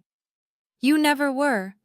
You were a parasite my mother brought into my home to feed her own toxic ego. And as for your current predicament, I highly suggest you familiarize yourself with the public healthcare system, because you are entirely bankrupt, and your children are the product of severe documented genetic incest. Child Protective Services will undoubtedly intervene by tomorrow morning. The state will take custody of those infants to ensure they receive emergency medical care that you and your incarcerated brother can no longer afford. You will not be flying to a luxury clinic in Switzerland. You will be sitting in a sterile government office, explaining to a social worker how you managed to breed with your own sibling while attempting to steal my corporate real estate. Riley let out a horrific guttural scream, burying her face in her hands, as the sheer inescapable reality of her poverty and public disgrace completely crushed her. Patricia, still rocking back and forth on the floor a few feet away, looked up at me. Her eyes were vacant, stripped of the arrogant superiority she had worn for 3 decades. She looked like an empty, hollow shell. "Sloane," Patricia whispered, her voice cracking. "What are we going to do? We have nothing." I turned my piercing gaze toward the woman who had birthed me. "You are going to face the exact life you earned, Patricia," I replied smoothly. "You chose to protect a fraud over your own blood. You chose the illusion of elite society over reality. Now you get to live in the wreckage of your own choices." I turned to Jamal, who was standing beside me like an impenetrable fortress of justice. Jamal reached into his sleek leather briefcase and pulled out a thick legal document securely fastened to a clipboard. He handed me a gold-plated fountain pen. "These are formal severance and non-disclosure agreements." Jamal announced, his resonant voice commanding the attention of the few remaining catering staff and security personnel lingering in the courtyard. "This document legally terminates any and all fiduciary duties, emergency medical proxies, or next-of-kin financial obligations Sloane might have previously held regarding Patricia. Furthermore, it includes a strict cease and desist order. If either of you attempt to contact Sloane, approach her residence, or speak her name to the press, my corporate litigation firm will immediately sue you for harassment and intentional infliction of emotional distress." I took the clipboard from Jamal. I did not hesitate. I did not shed a single tear. I clicked the gold pen and signed my name on the dotted line with sharp, aggressive strokes. The signature was flawless, legally binding, and completely irreversible. I had officially audited my personal life and eliminated all toxic liabilities. I dropped the clipboard directly onto the shattered remains of the glass patio table right next to the genetic medical report that had destroyed their empire. "Consider your accounts permanently closed," I said, delivering my final verdict to the 2 weeping women on the floor. I turned my back on them forever. I linked my arm through Jamal's, feeling an immense, powerful surge of freedom radiating through my veins. As we walked down the grand marble staircase, the cool ocean breeze swept across the Hamptons estate, carrying away the suffocating tension that had plagued my life for years. Elise was waiting for us near the front gates, standing next to the sleek black sedan. She offered a small, knowing smile as we approached. She had completely washed her hands of her fraudulent brother and his aristocratic, bigoted mother. She was standing on the right side of history, alongside the people who actually valued loyalty and truth. We climbed into the car, the heavy doors shutting with a solid, comforting thud. The driver put the vehicle in gear, and we pulled away from the sprawling mansion. I did not look back out the rear window. I kept my eyes fixed entirely on the road ahead, leaving the burning ruins of my enemies entirely in my rearview mirror. 1 year later. The morning sunlight reflected brilliantly off the glass skyscrapers of the Manhattan financial district. I stood by the floor-to-ceiling windows of my corner office on the 40th floor. The view was absolutely spectacular, an unobstructed panorama of the city that never sleeps, a city powered by money, leverage, and relentless ambition. I took a slow sip of my premium dark roast coffee from a pristine porcelain cup. The rich, bold flavor matched my mood perfectly. I turned back to my massive mahogany desk and glanced at the framed article from the Wall Street Journal sitting near my keyboard. The headline read, "Leading Forensic Accountant Named Youngest Managing Partner in Firm History." I had completely absorbed Connor's former institutional clients after his highly publicized downfall, expanding my corporate empire and securing a net worth that most people could only dream of achieving in a lifetime. My personal and professional life had reached a pinnacle of brilliant, untouchable success. The same could not be said for the liabilities I had discarded. Karma, it turned out, was the most ruthlessly efficient auditor on the planet. Connor's trial had been a spectacular media circus. The federal prosecutors used the encrypted financial data Jamal and I had provided to completely dismantle his defense. The Securities and Exchange Commission uncovered an additional $3 million in hidden fraud during their subsequent investigation. Connor was sentenced to 10 years in a maximum security federal penitentiary for wire fraud, embezzlement, and corporate theft. He lost his broker license permanently, and the court ordered the complete liquidation of his remaining assets to pay restitution to his victims. He went from drinking vintage champagne on a yacht to eating generic slop in a federal cafeteria, completely isolated and universally despised by the financial community. Riley's fate was a terrifying testament to the consequences of delusion. Following the highly public revelation of the incestuous affair, she became the ultimate social pariah. The hospital quickly transferred custody of the twins to the state child welfare system, citing Riley's absolute financial bankruptcy and extreme psychological instability. Beatrice, completely destroyed by the scandal, legally refused to acknowledge the infants, cutting all ties to the genetic nightmare she had indirectly created. The state provided the babies with the necessary blood treatments, and they were eventually placed into a specialized foster care program far away from the toxic, shattered remnants of their biological family. Riley was left with absolutely nothing. She lost her children, her reputation, and her wealthy lifestyle.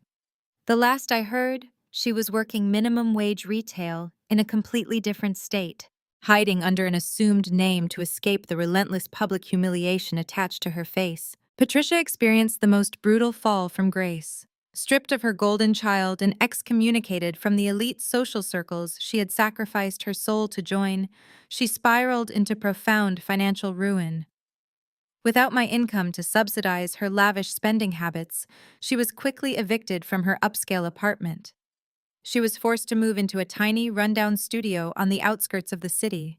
None of her wealthy country club friends ever returned her phone calls. She was completely alienated, entirely broke, and completely alone, spending her days bitterly reflecting on the billionaire daughter she had foolishly thrown away. Beatrice retreated entirely from public life. The suffocating shame of the scandal forced her to resign from every prestigious charity board and social committee in Boston and New York. She locked herself away in her sprawling estate, living as a wealthy hermit, forever haunted by the horrifying legacy of the daughter she had tried to erase. I set my coffee cup down on my desk, adjusting the cuffs of my tailored designer suit. The financial ledgers of my life were perfectly balanced. Every asset was secured, and every toxic debt had been permanently eradicated. I had survived a betrayal that would have destroyed a weaker person.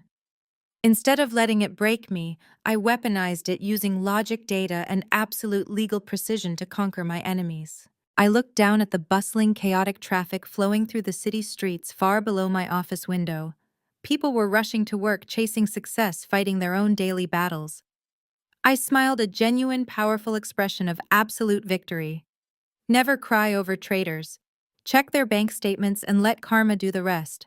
The story of Sloane's calculated triumph offers a profound lesson on the power of maintaining emotional and financial independence in the face of devastating betrayal. When confronted with the ultimate deception, her fiancé's infidelity with her stepsister and her mother's toxic complicity, Sloane didn't collapse into despair or allow herself to be manipulated by weaponized guilt. Instead, she anchored herself in facts, logic, and self-reliance. This narrative vividly illustrates that while you cannot control the toxic behaviors or selfish choices of those around you, you possess absolute control over your response. By refusing to play the victim and stripping away the emotional noise, Sloane dismantled her abuser's leverage entirely. It teaches us that setting ironclad boundaries is not an act of cruelty, it is the ultimate act of self-respect. We often stay in damaging dynamics hoping toxic people will change or finally recognize our worth. But true liberation begins when we realize our value isn't dependent on their validation. When people show you their true colors, believe them, secure your boundaries, and step into your own power. Audit your own life today, set your non-negotiable boundaries, and find the courage to permanently walk away from anyone who diminishes your worth.